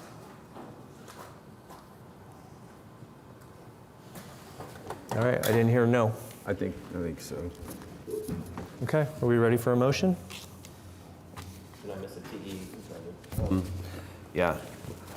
Mr. Chair, I'd like to make a motion to approve PUD, recommend approval to City Council PUD 2086 with TE number 1 and the modifications where there be no access to 150th Street, strike TE 2. TE 3 with the modification of a cap cedar fence with brick columns the columns located on property lines along the north and west property. TE 4, add 2-inch caliber trees on 25-foot centers along the north property line within the 88-foot easement indicated in red. TE 5, 7,500 square foot minimum lot sizes along the north and west property lines. And is there one more?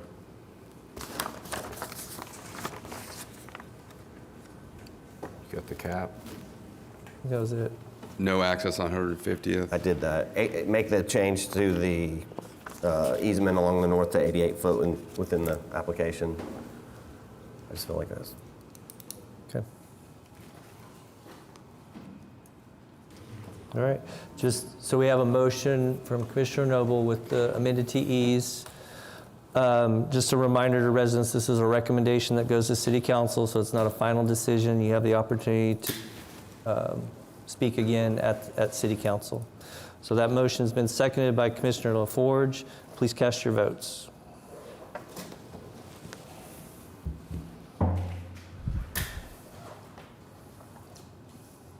I've got no, there it is.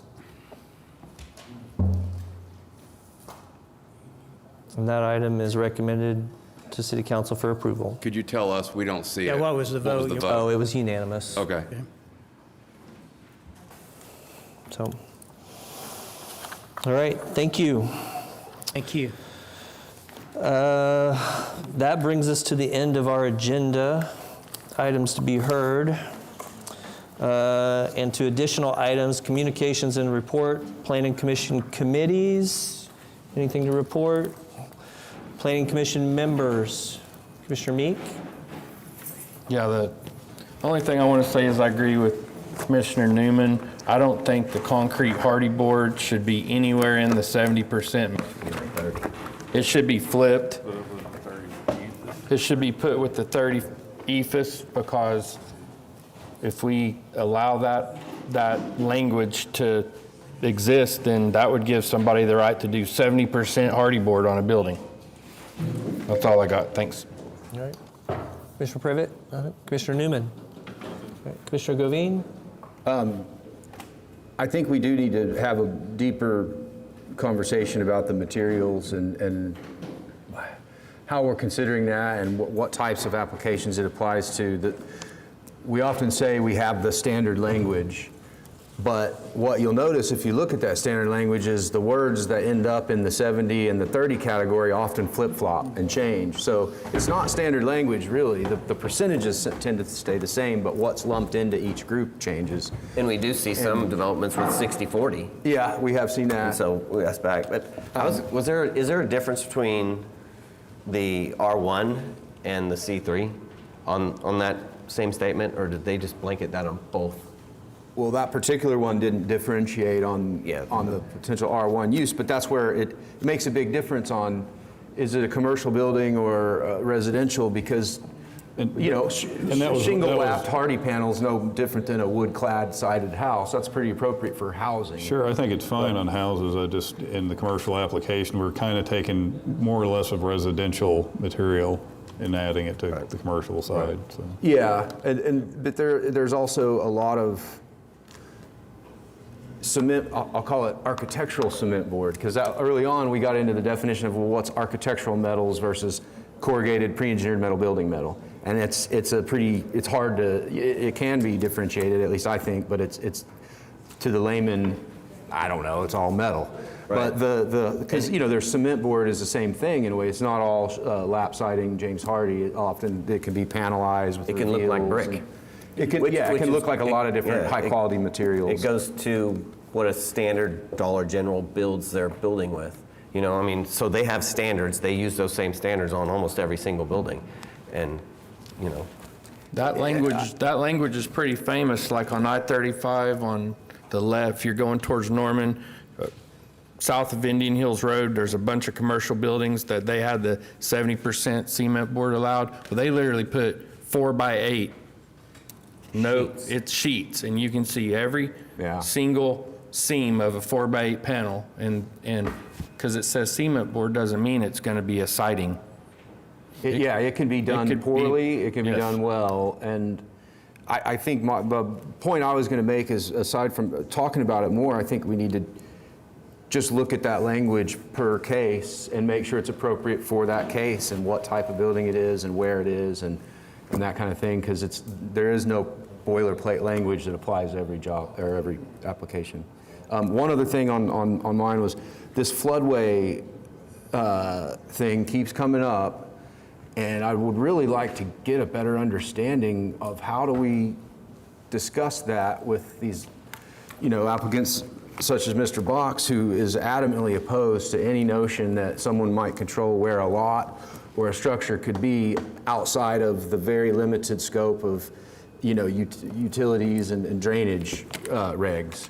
So, because clearly the comprehensive plan is trying to promote an intent of less risky developments that are potentially problematic in the future, beyond what drainage will say in code minimums. So are we trying to just say, well, code minimum is fine, and the developers have lots of ways of getting around that? How do we get some more teeth and talk about that in a way that... Yeah, it seems we need to marry our drainage ordinance to the comp plan. And the drainage ordinance did get more strict in the last update. But I agree. I mean, it's a hard decision to allow drainage or to allow development so close to large drainage when the drainage ways themselves move through time. Mm-hmm.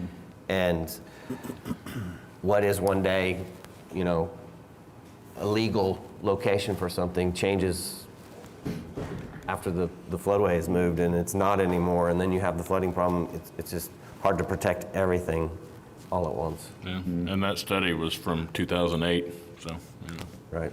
It's already changed quite a bit, probably.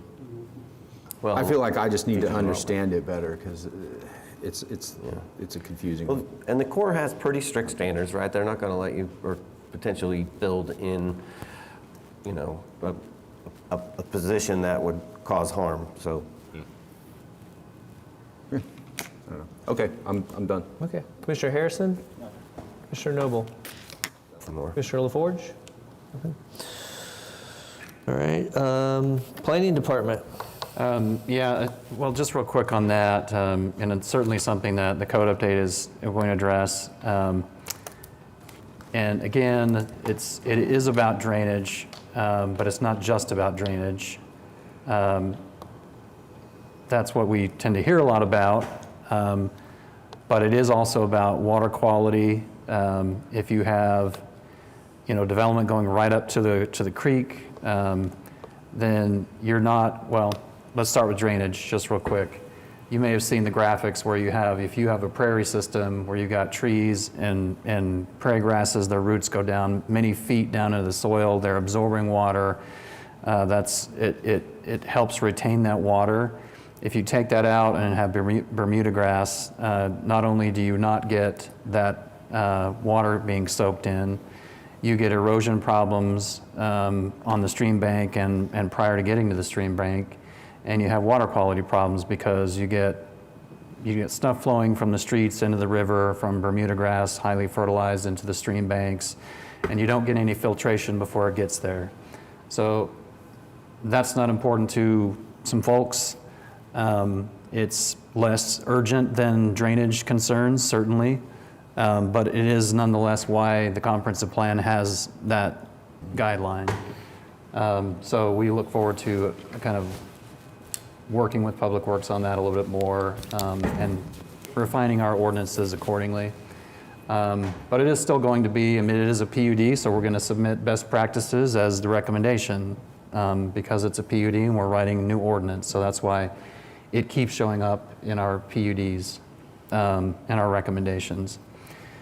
Just real quick on the other things, we do have on the 70% issue, so we do have a draft. Our new code will have specific specific regulations on building design, and we can certainly, we're going to look at this discussion, compare that with what we have.